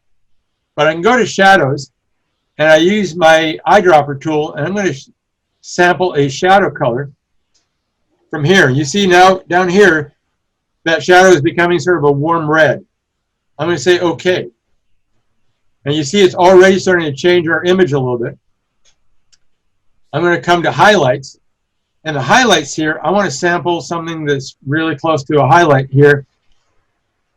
Maybe get something close. Trying to get something that's looking kind of close to that kind of look. Let's go with that. So we got this nice blue color here. So we're going to say OK for that. And now for the mid-tone one. The mid-tone one, you want to try to find something that's going to wind up being as close to 50 on the lightness thing as possible. And as we come around here, can I bring up my info palette? I can bring up info palette. Info palette is going to show me these things here. I'm going to scroll around, and I'm looking for. Okay, info palette's not giving me that information. I'm going to close the info palette. I'm just going to sample some colors here. That's a 34. What about here? That's a 36. I want it a little bit darker. I want to find something. There we go. Okay, this is 51. So that's pretty close. I'm going to make this at 50 because I don't want to make the image lighter for that. So we got something really pretty close from that. So I'm going to say OK. And I'm going to, I've got these images selected. And I'm going to say OK. And the important thing is do not set this as new default. You don't want to do that. You just want to make it targeted for this. But look, we've got this already pretty reasonably close to what we got here. And look how crazy these curves are for this. It's setting the white point and the dark points for all the different curves. But this is not something that I would have come up with my own. And we can make different adjustments. We can tweak this in closer to get closer as we want to. We have all that adjustability for it. So I can take a little more red out of the shadows. I can take more red out of the highlights. I can make it stronger. I can make all these different adjustments I want. But in a really pretty simple time, I've gone from this to this really pretty closely. So when I was matching it, this is what I came up with. And then I just use a copy of the red channel to mask it out of the skin tones because I thought it wasn't really affecting the skin tones quite as much as I wanted. Or it was affecting the skin tones in a way I didn't want to for that. But I was able to get this something that looks really pretty close, pretty simple by making that change. One of the things that's really popular these days is wet plate collodion tonality. And that looks like, you know, really something from the early days of photography. I have a lot of friends who are into shooting wet plate collodion work. And it's some really beautiful stuff. How would we make this image look like wet plate collodion? So first thing I'm going to do is I'm going to make our curve adjustment layer. I'm going to say that. I'm going to click on the curves part, make sure I've got that. I already have my eyedropper tool set for all layers. And I'm going to hold down the Option key so I get the dialog to reset this. Choose Enhance. I'm going to click on here for shadows. I'm going to sample the shadow color from here. Say OK. I'm going to go to Highlights. I'm going to sample a highlight color from here. Boy, that makes a big difference. I'm going to say OK. I'm going to come around here and I'm going to try finding something that's right around 50. That's pretty close. We'll make that 50. And now we've got this set. Mare, uključen ti je. Evo ništa tu, brate. Okay, so now this has a pretty good look, but this is also a grayscale image here. So what I did was I just threw in a Hue Saturation adjustment layer and pulled the saturation all the way down to make that black and white. And again, we've got the starting points here, so we can come in and we can adjust our starting points as we like. Like maybe we take a little more blue out, and we get this a little more like that. We could also, if we thought he needed to be a little brighter overall, you can now adjust this and come up with those kind of adjustments or whatever. But pretty simply, we can come up with an adjustment that gets us really close to the same kind of color grade as that one is. So that's another really cool trick for doing that. And it's just come from sampling images in your reference image. So you can get some really cool color grades where you're inspired. I really love this color look.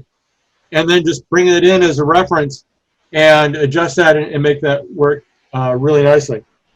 And then the last thing I'm going to show you guys today, because we're already starting to run over time. No surprise, I'm running over time, huh, Marco?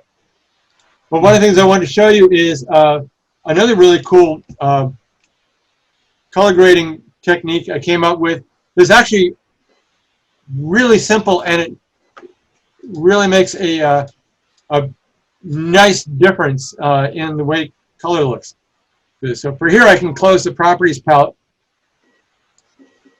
and we have this portrait here of this nice older woman here. This is from photographer Jay Mayhew. She's just some amazing portraits and maternity portraits and all that. And I recently came across her work, and I was inspired by the color grading work another friend had come up with. And I was trying to think of how would I come up with a way to pop in a complementary color just in the highlights on the face. I just wanted the brightest highlights on the face to have that complementary color in it, and I didn't want to affect the other parts of the image for that. What would be the easiest way to do that? And then I thought, you know what? If I build a layer with that color, and then use the blend if sliders in the layer styles to control that, that might be a cool way to work it. So what I did here was I used the eyedropper. I'm going to set this back to my current and below. And I wanted complementary color. So her shadow color. What is her shadow color for this? So the shadow color is really pretty dark kind of color, whatever like that. What's the easiest way to figure out what that is? I'm going to make a new layer. I'm going to fill it. This is what the shadow color is. I just filled it with the foreground color that I sampled. Okay. Now, what's the easiest way to get the complementary color for that? Invert it. Command-I. Now I know what the complementary color is for that. So I'm going to sample that color and make that my foreground color. And I wanted the ability to adjust this and play around with this a little bit. So I could do it with this one, but I also figured if I make a new fill layer, just a solid color layer, it's going to take up a lot less space, and it's going to be really easy to adjust and play with. So I'm going to make a new color fill layer, and I'm going to put it on color blending, because I only want to affect the color. I don't want to affect the rest of the image or whatever. So I'm going to affect that. I'm going to put that in. I'm going to say, okay, but it's affecting everything. I don't want it to affect everything here. So what can I do? You can double click next to here, and it brings up the layer style thing. So you just in your layers palette, you double click. Let me close this. You double click next to the name, and you bring up layer style. You can also come over here to layer and choose layer style, blending options, and you're going to get the same thing by going that way. So you can either double click here or come over here to layer and choose it that way. And this is the part we're going to want to play with down here. These blend if. These are really, really powerful sliders for that. And we don't get to slide this dialog out to make it any wider, so we don't get that much control. But if I slide this, this is underlying layer. So these are all the tones and values in the image below our layer here. And so this is the dark tones. I'm going to slide this to the right, and you see it's reducing the amount of color showing up in the dark tones. So we get it here where we just look around and like, okay, right around here is just affecting those highlights for that. It's looking kind of harsh though, not a very smooth blend. We want that to have a nice smoother blend. If you hold down the Option key, you can now split these two sliders. And by splitting them, you introduce some feathering into what you're doing. So it's going to give you a nice gradual transition from one tone, one value to the next. So you just play around with these until you get to the point where you like that. And then you say, okay, I really like that look, but that's really too strong. So now you can slide the opacity of this down. So let's say the opacity on this should be like 36. And here with something very simple, sampling a color, inverting that color, using blended sliders, very quickly, we're popping some inches in color just in our highlights for that. So what I come up with, I want something a little bit richer. here, and what I originally came up with was this kind of a blue, a little bit richer blue for that. Because once you come up with this color, you're like, I like that, but I really kind of want to richen it up a little bit. So I can come over here and make that adjustment, because this is a fill layer. It's something that I can come back and change really easily, and that's why I like using a fill layer for that. So I just kind of richen that color up a little bit to get that effect of that. And in this case, since the color is richer, let's slide the effect down a little bit so we get to that. And now something, just a really simple way, we pop some complementary color into the highlights, and it just adds a nice dimension to the image for that. I did the same idea for this image here. This also was shot by Jim Mayhew. And in this case, it's a complementary color. This one I kept down. Oh, this one's 40%. So let's slide it up to 100%. And if we double click on here, you see this has a big transition thing for the feathering thing. So you can see what color we're putting into that. So this how broad the transition is, because I really wanted just a hint of color in here, and I kind of liked that it also went into the hair a little bit as well for that.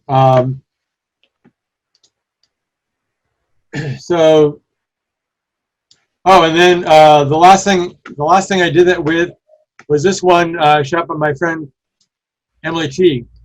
So here here's a adjustment layer where I just notice the color in the background a little bit.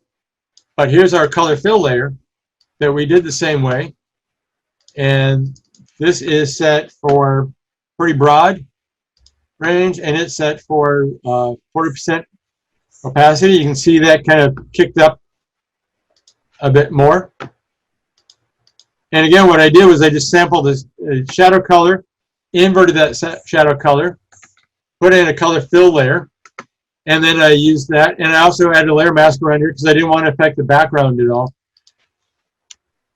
because I thought this was going to be too much of a color in the background. I wanted to have the background just kind of like just nudged out a little bit for that. So it's just a little bit of a complementary color on your skin highlights. So those are the tricks I got to show you on the color grading stuff. And now we can get in what the questions are. We have one question from Milos. He thinks that luminosity masks are more convenient. They give you a smoother feathered transitions. What was that? Milos asked you, I don't know, did you hear me right? He thinks that luminosity masks are more convenient. They give you smoother and feathered transitions. Oh, yeah. When using the layer style, this is a form of luminosity mask.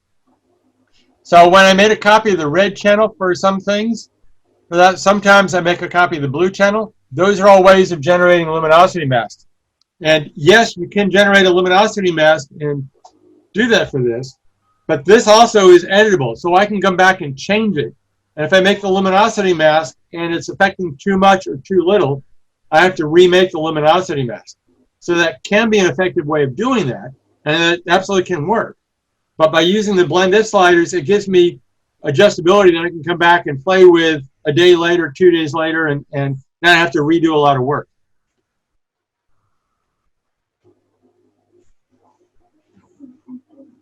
Ima li neko još neka pitanja?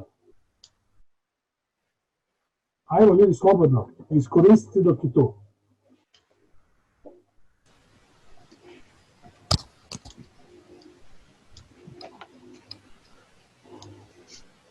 Do you have any other questions?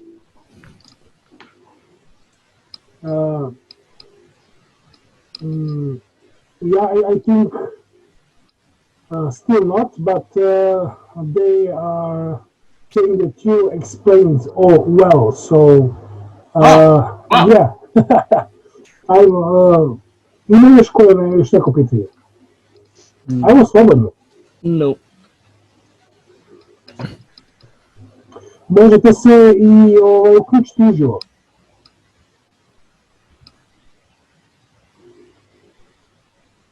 Ja se izvinjavam zbog glasa, puko mi je glas, grlo me boli.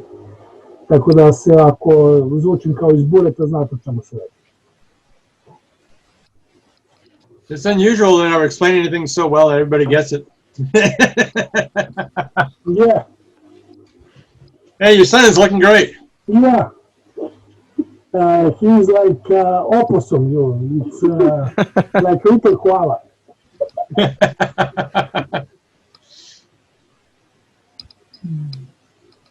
Okay, here, let me stop sharing the screen for a minute so I can see your faces and see the chat. Dennis, can I ask you? Yes. Yeah, what do you think? What is the best way for color grading? These couple last things you showed. What's best for you? There isn't a best method for color grading. The whole idea is you start off thinking about where you want to go and what's going to get you there. So a friend of mine, this guy Jeff Whitlock, who's been doing some amazing color grading work.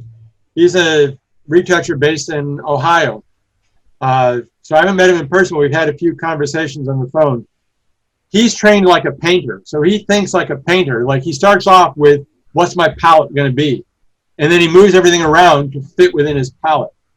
So that was kind of what used the idea of using the Adobe color theme to first see how all your colors line up together and how they fit together for that. And then you're thinking, what do I need to do to get the colors to hit that target for that? There's that method.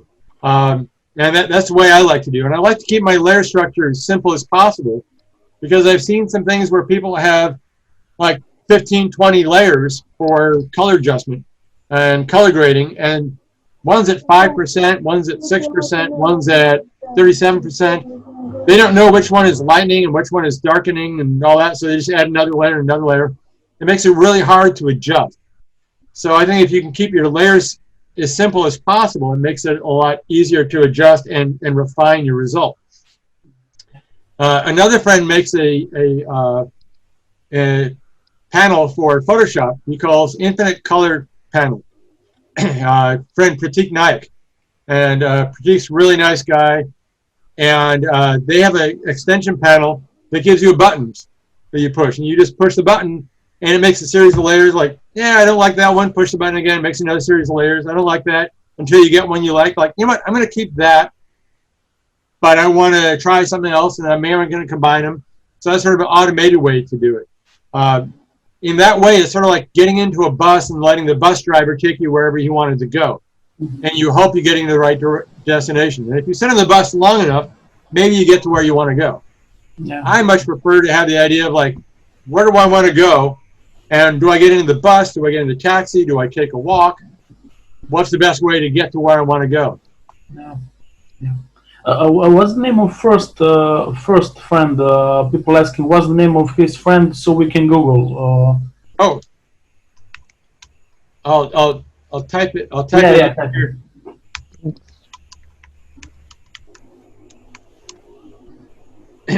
You look up Jeff Whitlock on Behance. He has an extensive page on Behance where he has an awful lot of work. And one of the things I do a lot is I will make screen grabs of some of the images he's color graded that I really like, and I stick them in a folder as a reference, as inspirations. Yeah. But that's one of the things that Behance and Pinterest and all that are really good for, is you can build up folders of inspirational images. Like, oh, here's some color. I really love the way this color works. And maybe 2 months down the road, you know, like, oh, this project I'm working on, that color would look really cool. You have the reference image so you can remember what it looked like and how you approach that. I really like that method when you showed how to pick up colors and make one pictures look like the other, you know, like color grading you showed. It's really, really cool. Thank you. Yeah, that was something, my friend Lisa Carney, I've known Lisa for, gosh, almost since the beginning days of working in Photoshop. And that was a tip she showed a bunch of friends one night.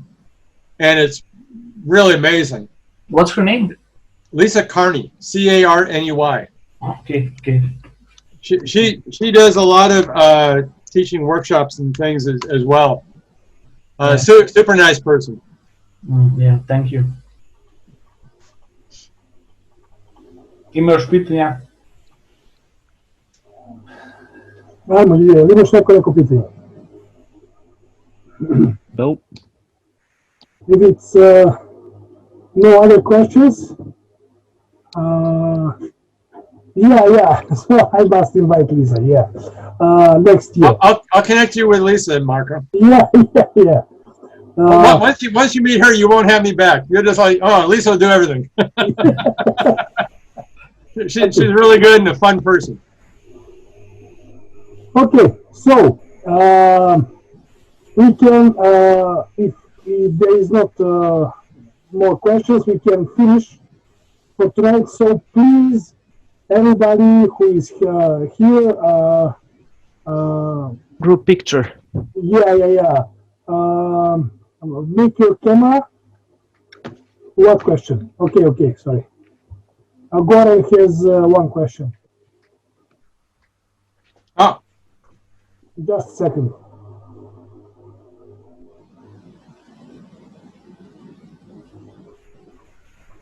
Until Goran, Oh, yes. Social media. I'm on Facebook. Almost everything is just Dennis Dunbar. Let me. Možete da ga nađete na Fotoraminoj stranici tagovanje više puta. I'll look at my links really quickly here.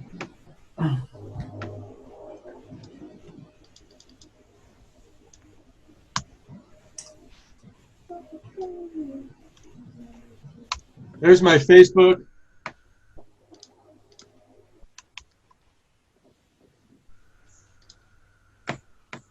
And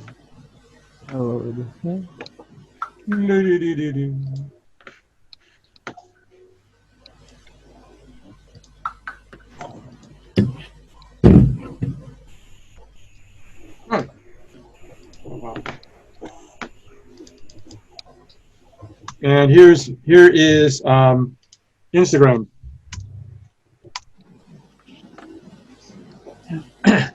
I'm more active on Facebook than Instagram, but I do try to keep up on Instagram when I can.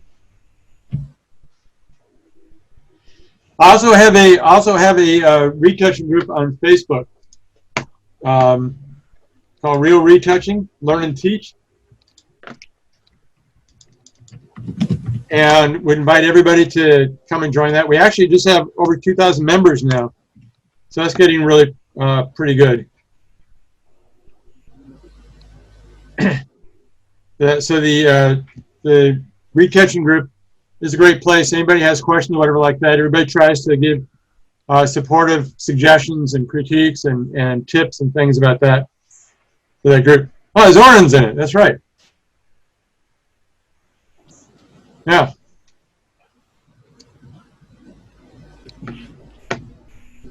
Okay. Zamolio bih sve da uključite kamere da napravimo jednu zajedničku fotografiju, ako nije problem. I da možemo da završimo. I just asked them to turn on the camera, so we can make one picture together for memory, and we can finish for tonight. Teodora Arsić, fali Goran, Lena. Evo Lena. Ajmo, pali te. Teodora Arsić, šta je s njom? Aha, ok, Goran nema kameru. Ej, tu sam. Evo, ok. Samo dva majmunčeta su kod mene. Evo, Marija, mislim da su svi tu. Ok. Slikam. Hvala puno. Bye. Thank you. Thank you very much. Hvala, Hvala, najlepše. vidimo se. Ćao Višnja. Vidimo se sutra od 12. Evo je Višnjica dole maše. Sutra od 12 lepa i vrlo interesantna nova radionica, tako da nastavljamo sutra istim tempom, 12 sati više šešu i full photography i od 7 sati Kate Woodman sa njenom radionicom. Dennis, thank you so much. It was really an honor to have you like third time, and it's for sure it's not the last time. So thank you again for this nice thing that you show us and that you teach us again. So I hope we'll see you very, very soon. And I hope so too. yeah, Good to see all your faces again. It's been a long, long time. not Pera, but everybody else, but Pera not so much. Okay, ljudi, He is just jealous. evo to. Ništa, vidimo se sutra, hvala vam puno, a i da odmaramo za danas. Prijetno. Thank you. Prijetno. See you. Ciao. Yeah. Bye bye. Bye bye.